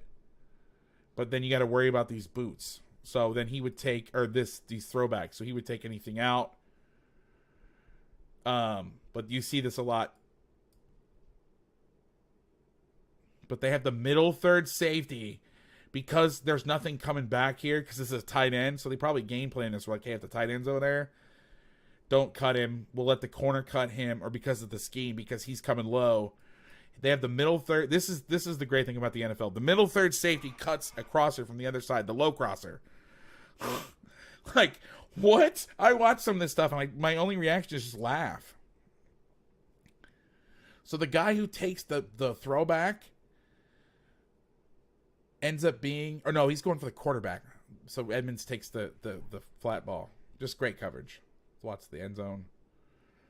So you can see here on early downs, this is when they're playing with 4 true linemen sometimes, or three linemen and an outside backer. However how they classify some of these guys, it's your body type, right? They classify Von Miller as a linebacker specifically, so he's allowed to wear 40. Well, I thought you could wear whatever number now. The linebackers, defensive linemen can't wear in the 40s. Linebackers can, though. Oh, is that only for skill players? Yeah. Uh-huh. So Von Miller is classified as a linebacker specifically so that he can wear 40. Like, that's like the only reason they list him as a linebacker. Yeah, but but PFF will. Then that is true. Like I get what you're saying, especially for like contract stuff or whatever, or whatever reason. But like I'm talking about PFF that doesn't take that into account. So it's like, and this is where it gets weird. Like if you're up more than you're down, or they'll ask guys, or they'll make decisions. I hate this stunt, to be honest with you. Great throw, hate the stunt. Those were my notes. Again, another high-low here. Johnson does a good job, but I mean, that's a huge... He can't play that. I mean, that's insane. That he's even close. Like, this shit I hate. Like, this is the opposite of that cool stunt we saw. Like, this is not JV football. I mean, you go right now and you go... They're going to pick this up every day. I mean... A little bit of a hold there, not going to get called, but all right, high low the curl player in Tampa. We bring him back across again because that's worked so well tonight. But this is the backside of, this is just sail concept with a backside dig. Ball's out in the flat. He gives them the eyes. He's deep, so they throw it short. I mean, that's, I think, his 5th read. No, it'd be his 4th read because the go is an alert, meaning if it's not man, I'm not throwing it. So he's pre-snap, 2, 3. Well, depending how you count it, he's one of the last. He's either the 4th or 5th read, but he's last.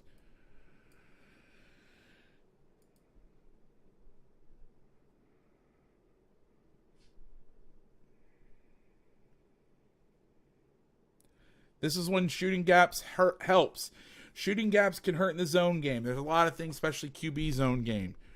But this is where shooting gaps, and I know some people go, that's not how you defend duo. Okay, well, I can tell you this. Watch how this thing hits. Watch these two cats. Especially Edmonds. He damn near ragdolls the running back. So they're coming down weak. You can see Milano talking to him. He's telling them to slide in the box. Coverage dictates the front, not the other way around. So you call over, and over, their alignments depend on what coverage in the formation. So he's telling them, hey, get your ass over. I'm coming down. But this is how you beat this. You're thick here in the C gap, so they can't get to you now. That's the thing. That's why you see Johnson walked up here and him in a 6. So the gap is declared. When you line up off the ball is when they can create horizontal cuts. So this guy can go here and then burst out of there, right? That's what duo is. It's a rope-a-dope play. It's a bullfighter play. Suck you in, lay your ass, and bounce. Well, you can't do that when you're thick here. He's going to help here or go out to the corner. There's no space. The corner can now trigger off the edge, but he's going to cut it off before it gets there. That's how you defeat duo. If you ever see duo, that's how you beat it. Here's my notes. Von Miller. We got a spear concept. I'm noticing a pattern in your notes. Huh? I'm noticing a pattern in your notes, I got to be honest. Yeah. Well, here it is. Would this be the ghost move? He He does it twice. Yep, he does it twice. Talk about. Yep. All right, guys, we're going to chip him. We're having trouble. We're going to chip him. Okay. So here's where Miller's smart. If you've ever seen an old Bruce Lee movie, does he try to fight two people at once? Hell no. He takes out one, then takes out the other. Jackie Chan, same thing. Any of those kung fu movies, why they win is there's 15 people here. I'm not going to draw 15 people. The dude's here, and then this guy steps up, he whoops his ass, and then he steps up and I whoop his ass and I go down the line. That's what Vaughn, you watch, look at Vaughn. He lines up and he's like, all right, I'm getting wide. He sees it's empty. All right, cool. So he's like, I'm going to make, instead of lining up in here and trying to beat around the edge where this guy can chip, now they can't chip. So I'm going to beat your ass. You're soft as shit. I watched you in practice. You're not an athlete. All right, I got through one guy. Now it's time to watch this guy's ass. And I make the sack. How Stafford didn't fumble that is beyond me. I mean, guys. Like a Gen Zer on a dating app. It's just ghosting everybody. It's insane. All right, we got to snap a half quarter. Hey now. Don't see this a lot out of the Bills, but they're running, again, 4x1 tempo. They decide to leave the backside defender. This is smart. Just you take his ass. You play one-on-one because he's not gonna do anything. It's all they've already established that unless it's a screen, he ain't gonna do shit. So then we'll allocate the other 6 players to these 4, and we'll push everything, and then we'll be backside security. I mean, I'm using layman's terms here because I'm trying to blow through this. This is great coverage. I'm gonna try and take a shot. No idea why. I'm trying to make something happen. My man here, these guys are all dead. They're all, what's the fancy word to use now? Capped. They got somebody, there's somebody right there. All right, I'm going to skip this play. This play's shitty. Great coverage look. So here's the interception play. They try to run it again. It's winning business models. Okay, again, to my point, if anybody says, this is why Richard Sherman was talking spicy on the app, on Twitter, I'm like, dude, it's 100% on Stafford. This is an out route. You saw the other option routes. Here's an out route.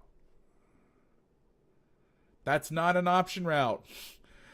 I'm sorry, it's not. Great coverage. They think it's too high, so they think they're going to have these high lows in here.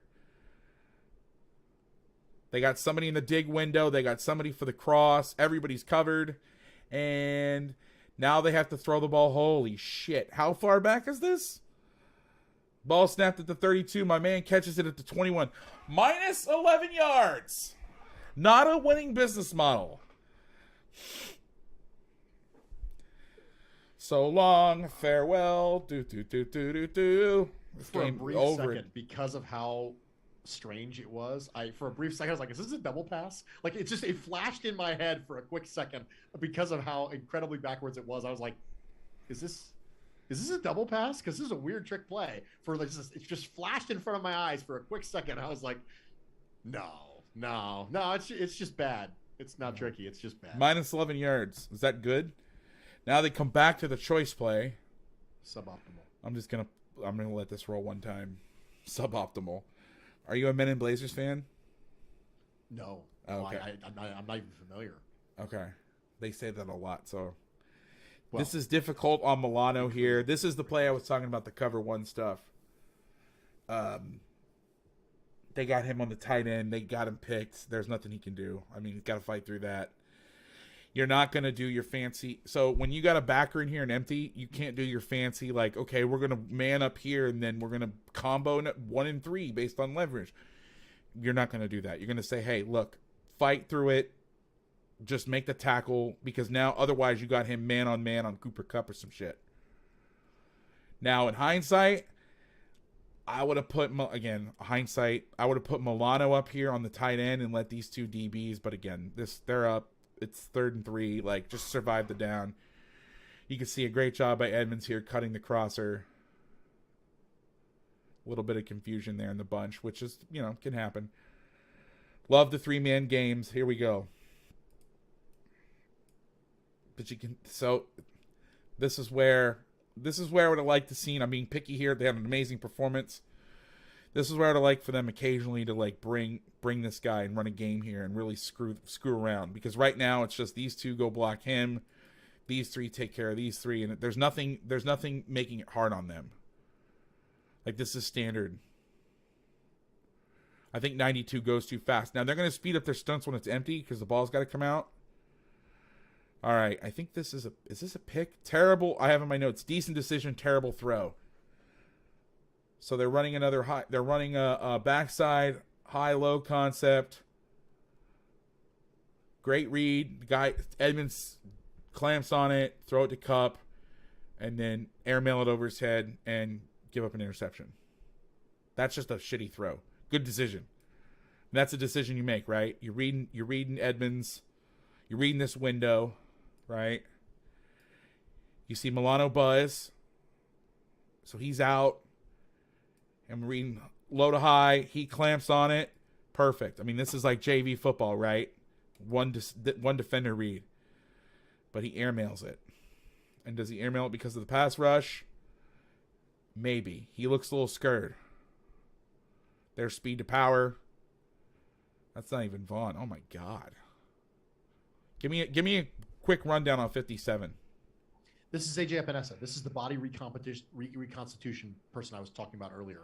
This is the second round pick from 2 years ago, before the bash. Oh, I thought you were talking about 97 earlier. My bad. No, that was 57, AJ Epinesa. So that was this is the strange thing about Epinesa. It's because this right here, this is the move you saw from him in college all the time, but you saw it from him at a much, much heavier weight.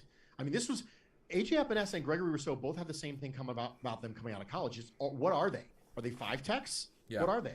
And so, AJ Epinesa, a lot of people thought you bulk him up, you make him like an Eric Armstead. That's who you make him, like an Eric Armstead kind of player.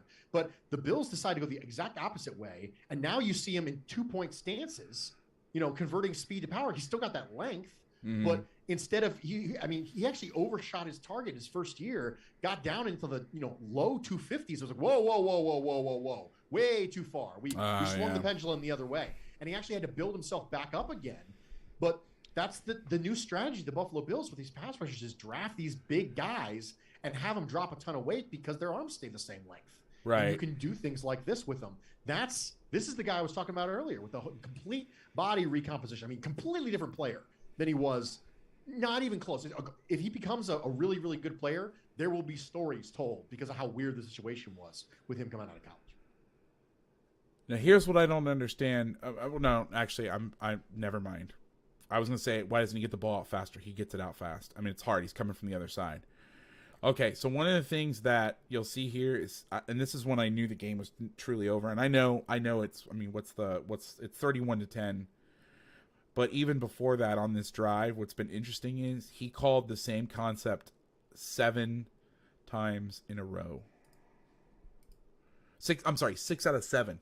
Basically high-lowing, some version of I'm stuttering and going out, and I'm doing this, or I'm high-lowing an inside guy. I mean, it was basically he called the same play 3 times in a row, and then a variation, the play before that, one variation of that, and then the same concept with a variation twice before that. I mean, it's just been one after the other. And in fact, let me see this real quick, because this may be 7 for 7.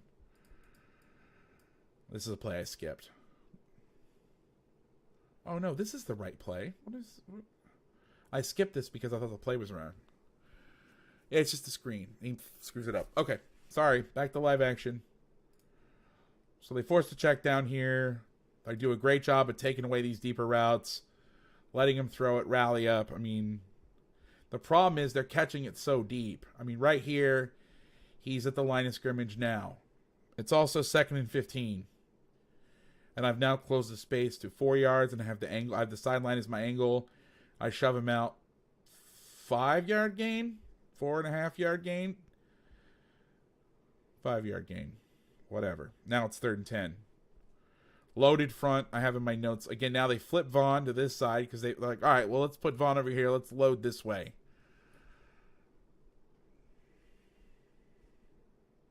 So this is what this is what the problem is. Okay. Let's watch the play, and then I'll show you what the issue is. What problems this creates for the offense. Oh, this is the Leslie oh my God, I'm tongue tied. This is the Leslie Frazier FU hour. Watch this. This is when you're up by 20. Now, I've talked about this before. You're up by 21.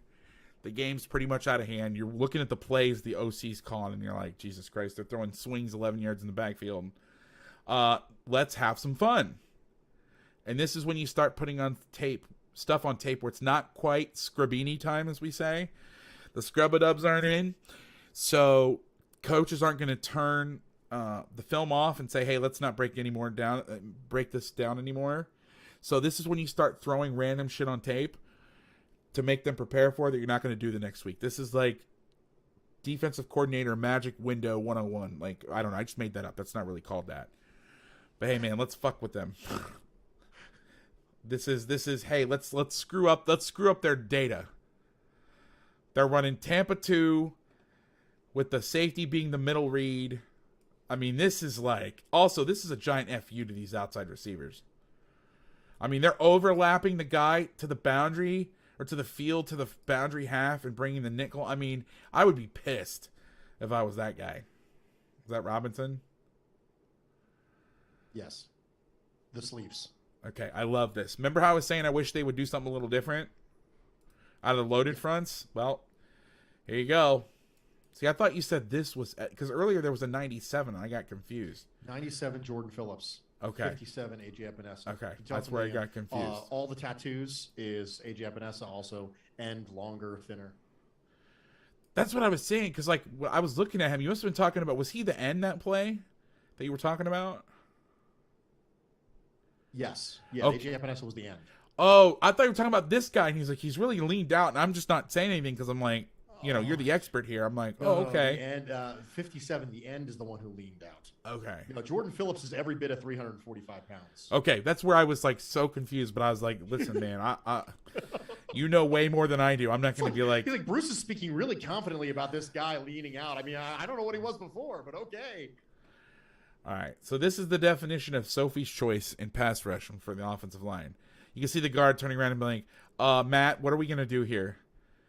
You got the back to this side, so traditionally you would half slide this way. But the problem is the loaded front puts you in a huge problem. Okay? Because the back's going to have to take one of these guys if you leave it on. So he's like, hey, man. He turns around and is like, hey, man, we need to make some sort of call here because we got a problem. He's like, you see this, right? So they end up 4-1 sliding this. So this is an adjustment. This is not something that comes up because you can see the back. They flip the protection. He's checking this way. So this is dangerous because you have 4 guys here. Because the only way you can pick this up, or if you're gonna not bring him into the protection and bring him across, you have to do something. Okay. So now you've got Von Miller on 2 guys, which you still like. I mean, you got 2 guys on different planes that can get in there. Plus, you got a tight end here that can mess with them. You feel safe here. And this is when I said, I said that you got to do something. This is what I was talking about. So now they're going to now Miller's going to be the sacrificial lamb for this guy. But this is like the counter. And they know it's coming. Because when you line up like this, these guys are probably salivating when they saw the running back there. Especially after the last 5 or 6 plays where they've thrown it to his ass out in the flats. That's an exaggeration. But now you see the guard stepping down and they're like, dude, he's coming back. Help me out. Okay, cool. They run into each other, but he slides off and still gets in the throwing lane. Now, I would have liked to have seen this with an AJ Epinesa. Is that how you say it? Yes. I almost wanted to call him Esperanza. And then get around somebody who's a little quicker and they don't run into each other. But this is what I mean, like, they got to do something. This is exactly what I'm talking about.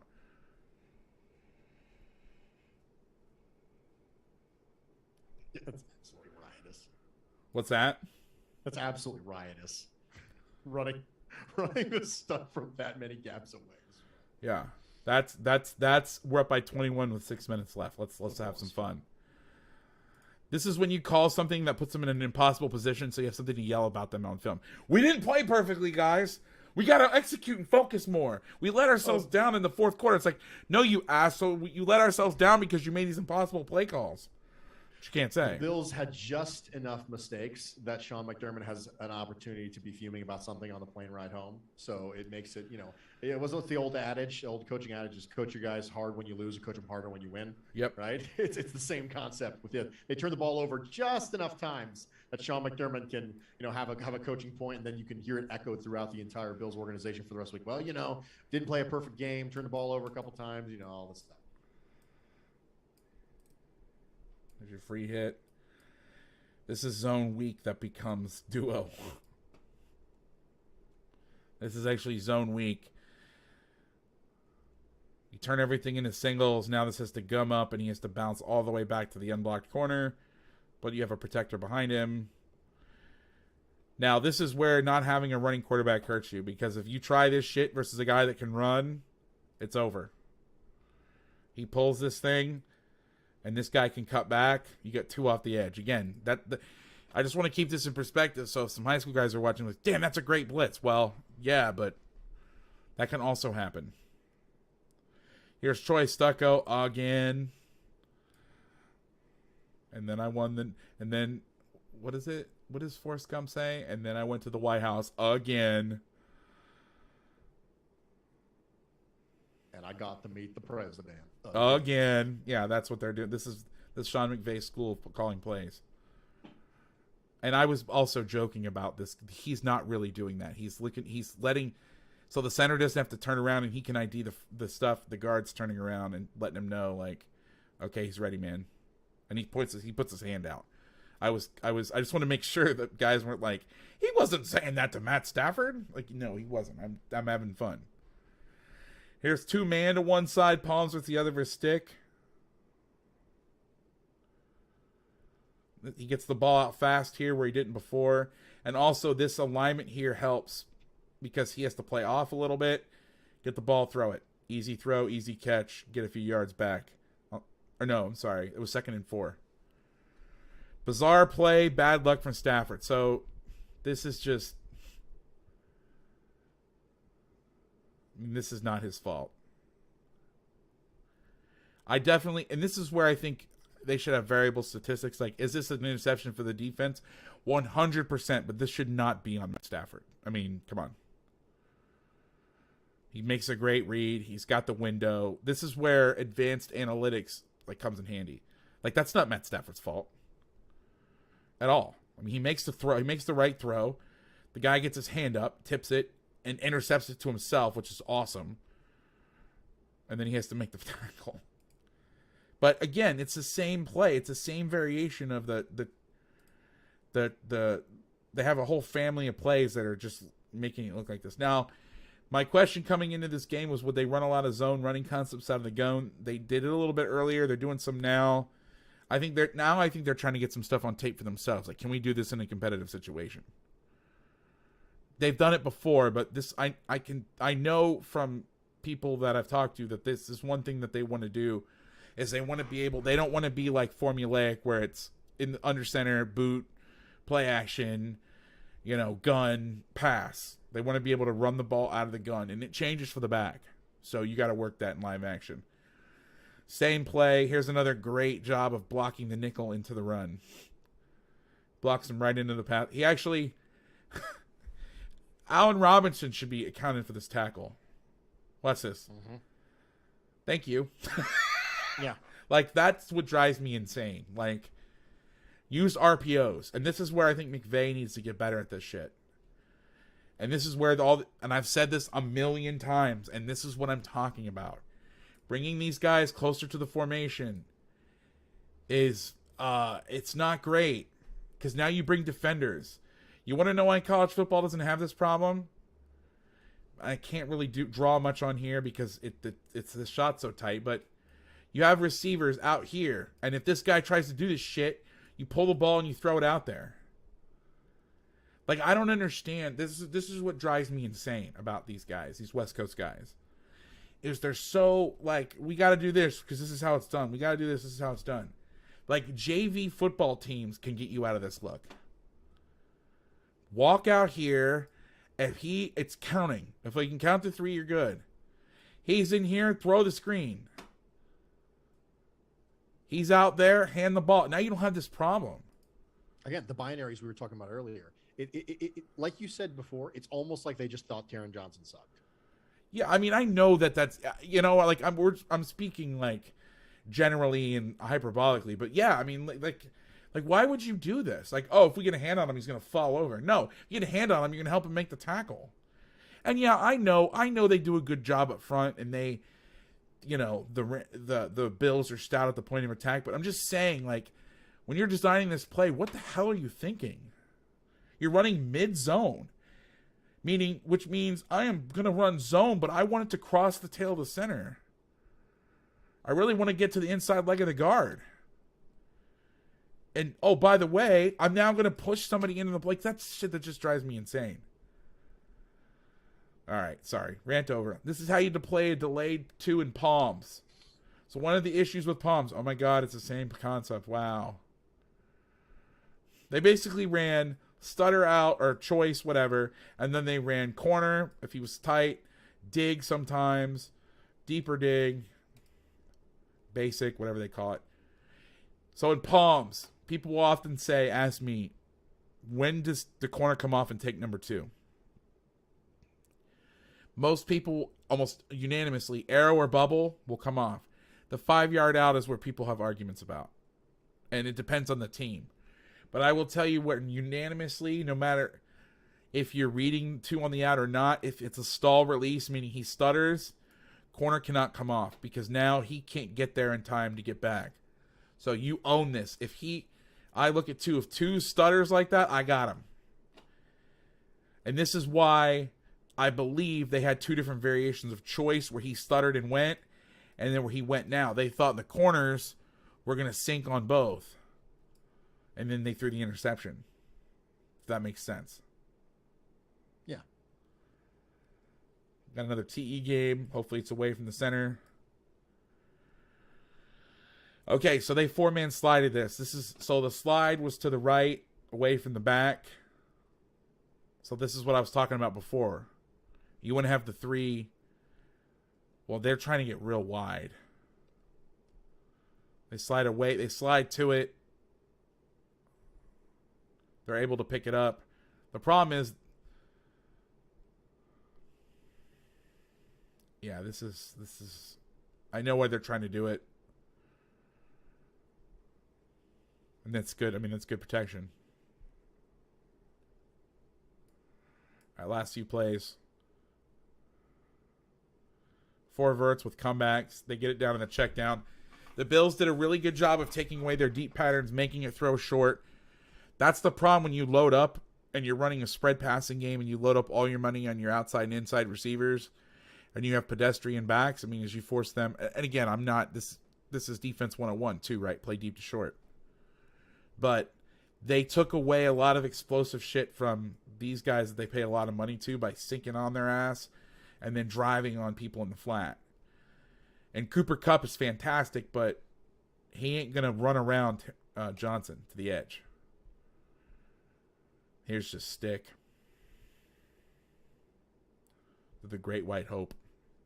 I mean, this should be enough. Like, I know Matt Milano's good, but Jesus Christ.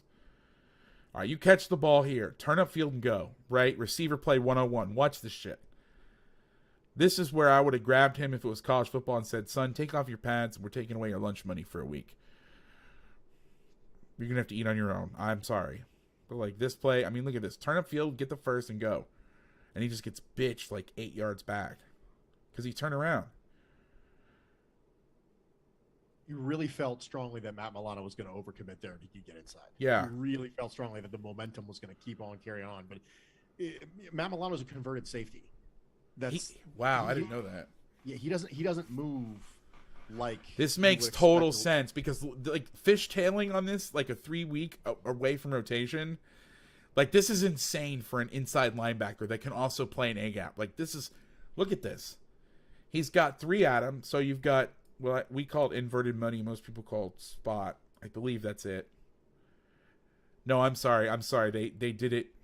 They didn't run 2 on the corner. So it's the same shit. So instead of running this is like inverted. So real quick. So stick. Gary Patterson calls this money. Most people call it stick, right? And then they called inverted money, which meant it's stick, but people are ending up in the same spots, but it's different people. So now what they're doing is they're going here,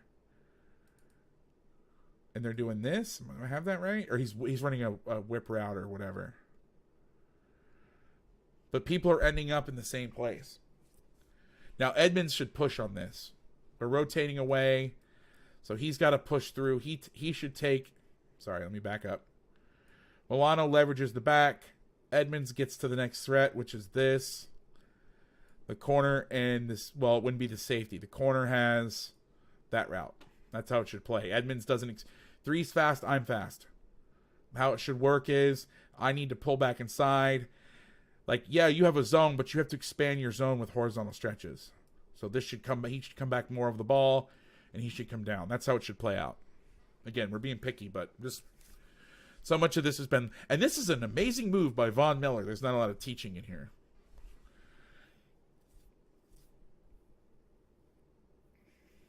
That ain't it. That's a sign of a team that's given up. Here's an option route.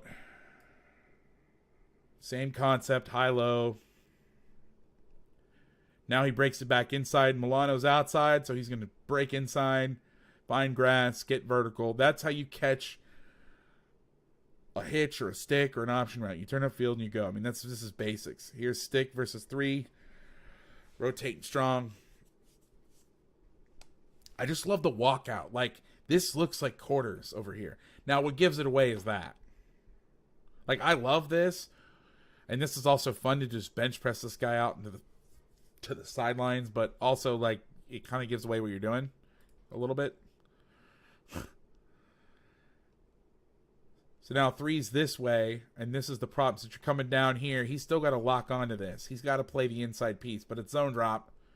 So you just find the window. If I was the Rams... Now, the thing is, the problem is, they did a lot of this, but also Leslie Frazier got lucky with some play calls in terms of... Not lucky, but they were running stick routes and people were matching it.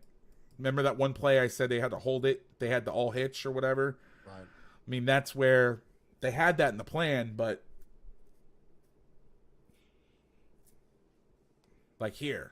Now they call Tampa or cover two to both sides. Now they're sitting on those routes. I also love Richard Sherman's concept. Oh, playing cover two out of bail. I'm like, my mentor did that in 1993. Like, I don't know, man. I don't think that's the future of football. I mean, I don't like to argue with a potential Hall of Famer, but also you're wrong. And just because you're good at playing football doesn't mean that like the history of scheme. You probably weren't even born or barely born. You got another screen. Good blocking for once. Cup gets it out of there. He's so good.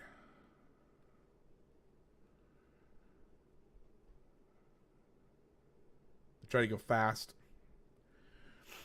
Same concept with the read here. He's just trying to run away from it. For such a complex offense with so much crap,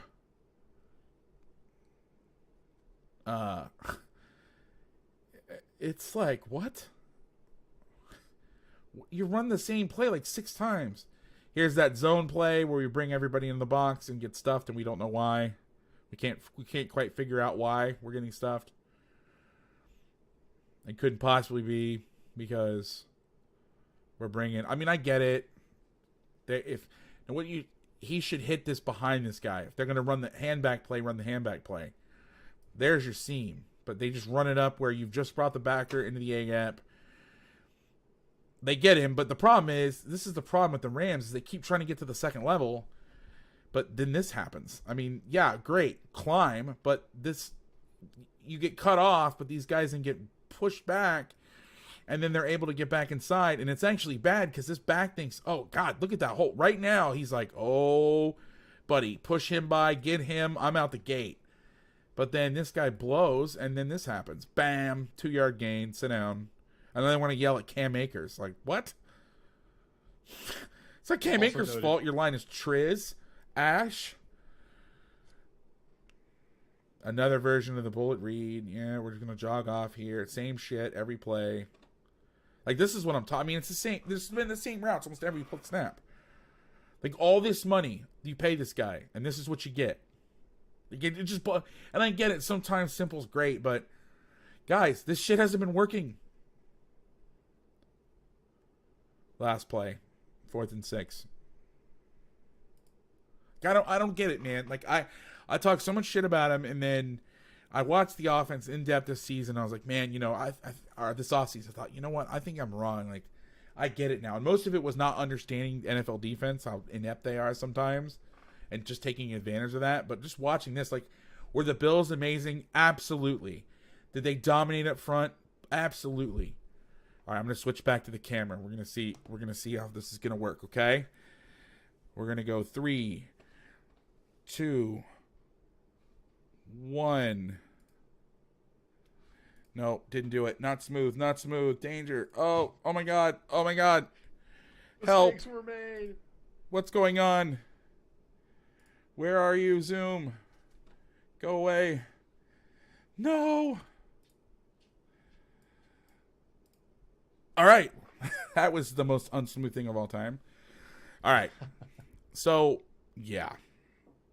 I mean, they have all this stuff. But what the hell was... I mean, you know what I mean? Like, I watched the game and I was like, wow, the Bills were amazing. And I don't want to take away anything from the Bills. They were awesome. They made the plays. They ran to the ball like crazy, which you think for guys that get paid so much would be a given, but it's not. Move this away from my head now. But I mean, I now on that rewatch, just watching it in a row, like that wasn't even sorted by concept. No, it's just crazy. I take a step back and I go, this guy is supposed to be the on the front of all NFL offense, and he ran, I would say, 40 to 50% of his passes were almost the same exact concept.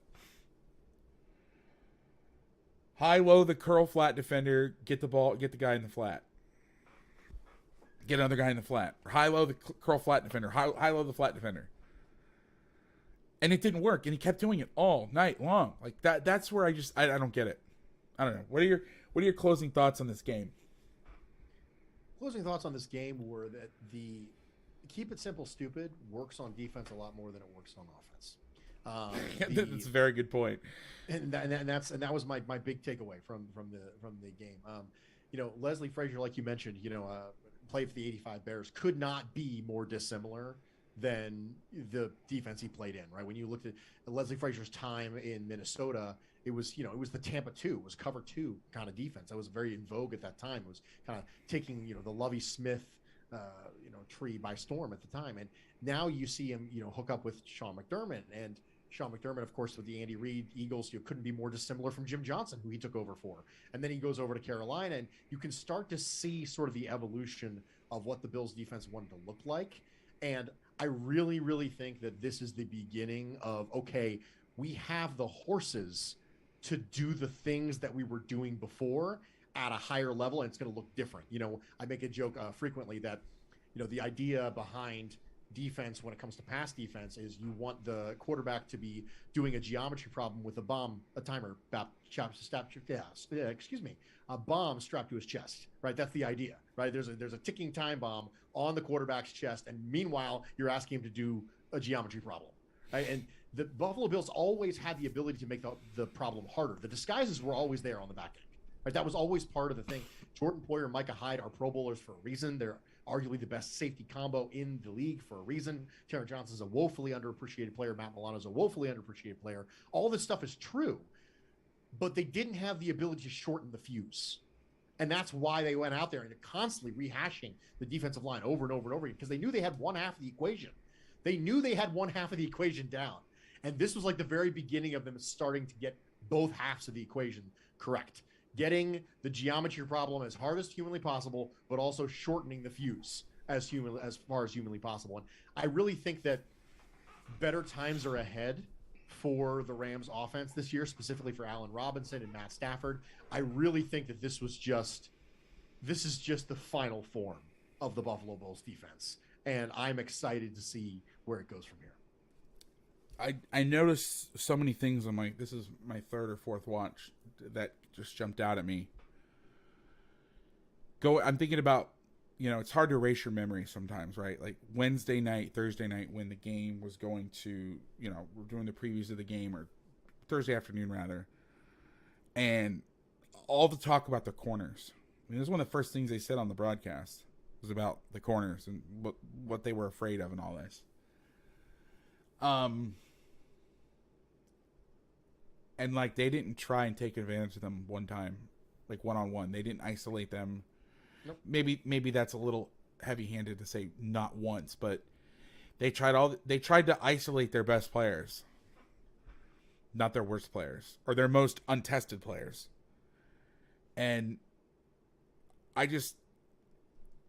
it's funny to me because I spend so much time in this offseason researching and learning and learning all these new concepts. And one of my offseason projects was to study the West Coast offense. And I watched a shitload of McVay.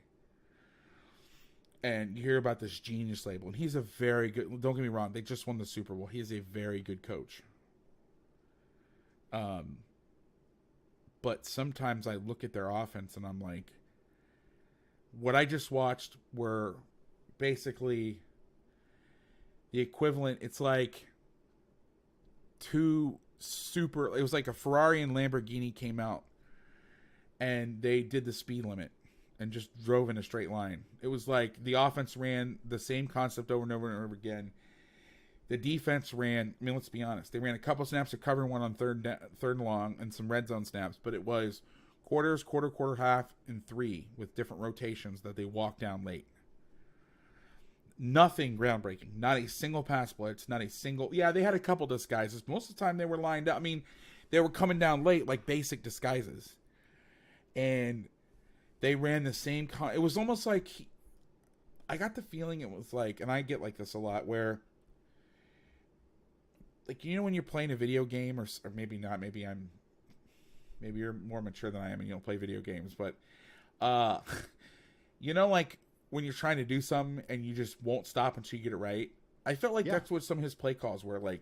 Okay, we didn't get it. We threw the interception, but that play's there, and I'm going to keep going until I hit it.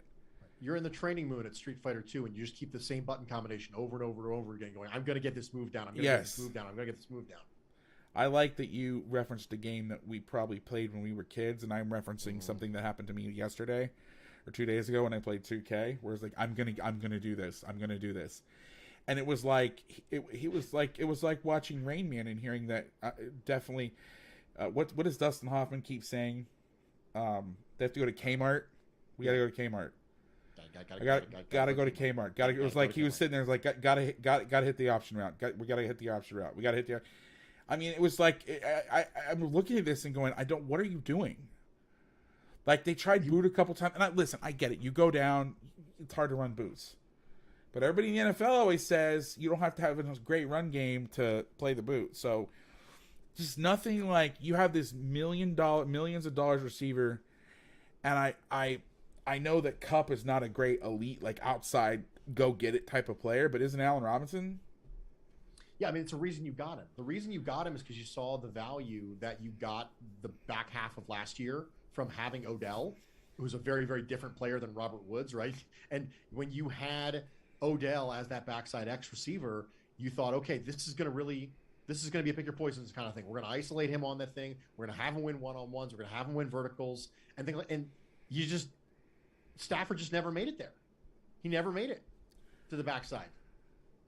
I mean, even getting in the empty, throw option. I mean, the old Baylor shit, run comebacks and verticals and if they want to press us and play, and I know part of it was, and I will say this, I think where they got spooked was the disguise. They were really good at some of the disguising on the outside.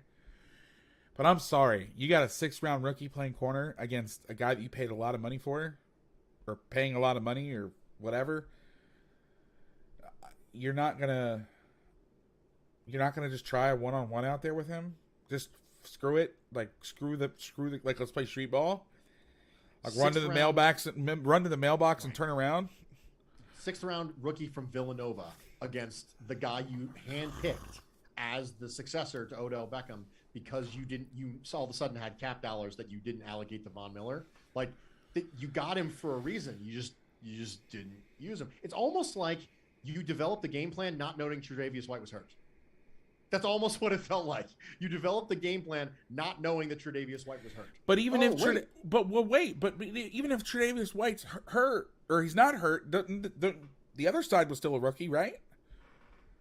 Well, it would have been Dane Jackson at that point. It wouldn't have been a rookie. It would have been Dane Jackson probably and Tre'Davious White. Oh, that's at that right. Point. So it would have been two veterans if it wasn't for this. Because now it ended up being Dane Jackson, and they rotated the rookie Benford. That's right. I thought for some reason it must have been the preseason game when they had two rookies. Yeah, they didn't play Dane Jackson basically at all. Okay, that's what it was. Because they knew what they had, and they wanted to get as many reps as humanly possible for Kaiir Elam, who he's a pressed man corner, so he's not used to any of this stuff. And much people, how's the 6th-round rookie playing over the 1st-round rookie? It's because he's better in zone right now. That's the reason why. He's better in zone right now. Kaiir Elam is a project corner. You draft him and you teach him to do something different that he's never done before. But it felt like they were ignoring the actual personnel on the field and were just going with, okay, this math problem should work this way. It just should. It just should work. Yeah, but it's not working. No, but it should.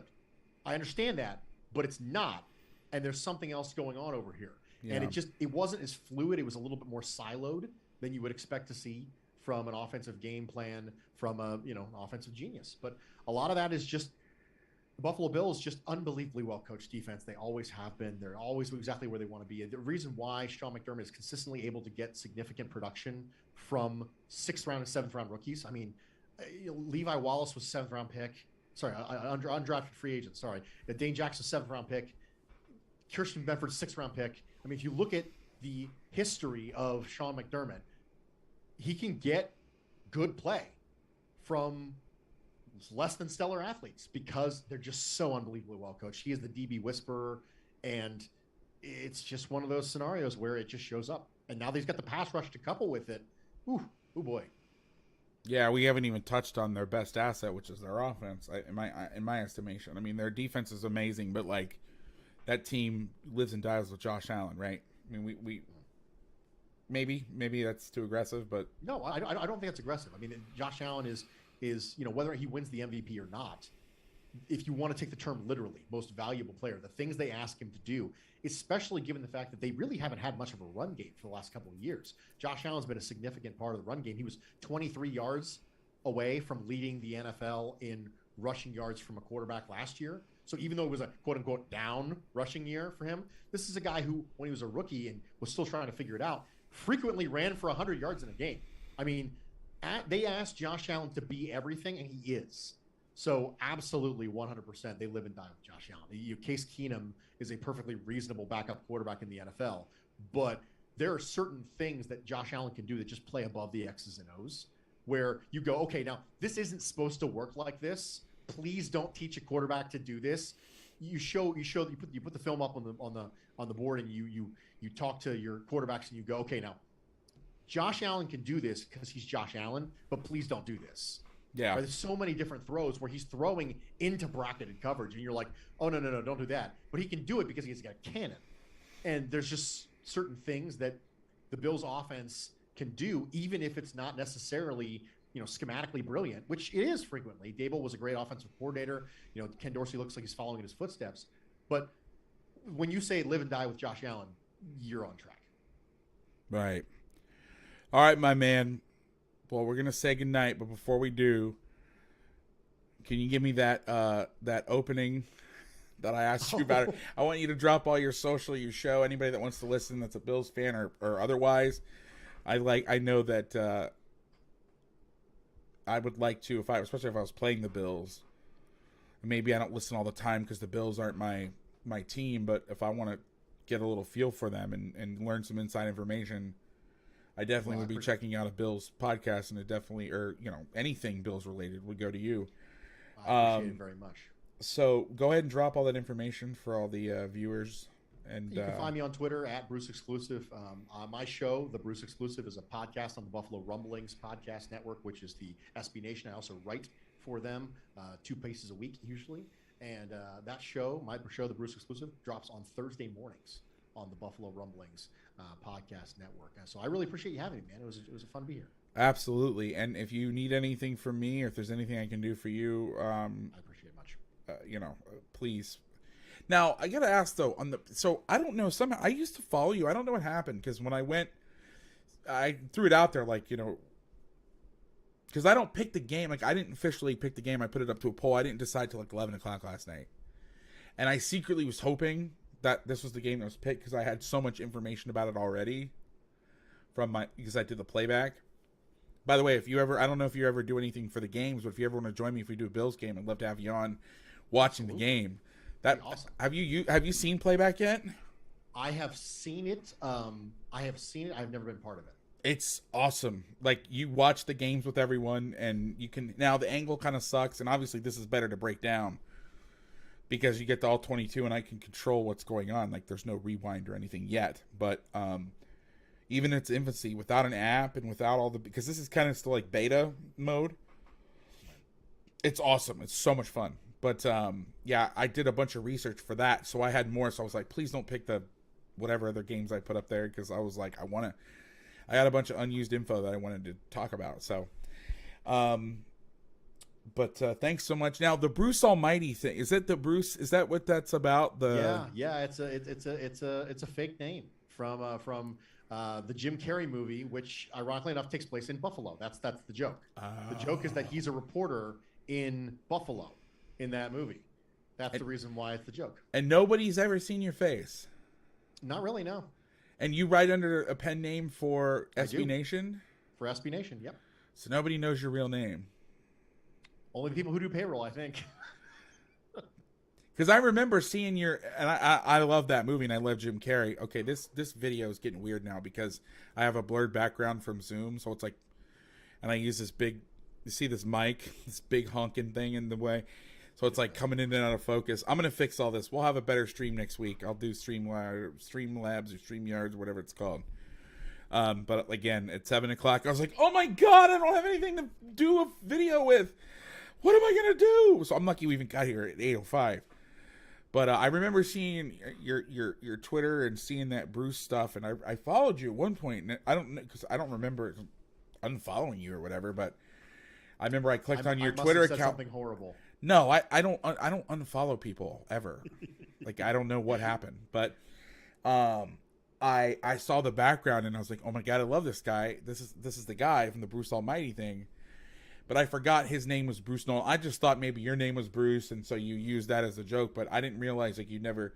So for the listeners that follow Bruce, that are the first time you're seeing me or hearing me, like, you guys know the joke, but I didn't know the joke. I didn't know that you never came on camera. So I'm like, all right, go ahead and fire up your camera. And you're like, do I have to? I'm like, what do you mean? Like, yeah. And then so we tried to get like a picture or something up, but I kind of think if I would have had a picture of Jim Carrey or something to put up, but we realized that you can't do a virtual background without turning on your camera. And you can't share your screen without taking over the entire screen. So what I should have done, I just thought about this now, is bring in a Bruce Almighty picture, load it in, and have it over the box. But again, this is not my forte, if relatively speaking. Is the thing I do is I do the football stuff. Doing production, like, I could give a shit less what my camera looks like.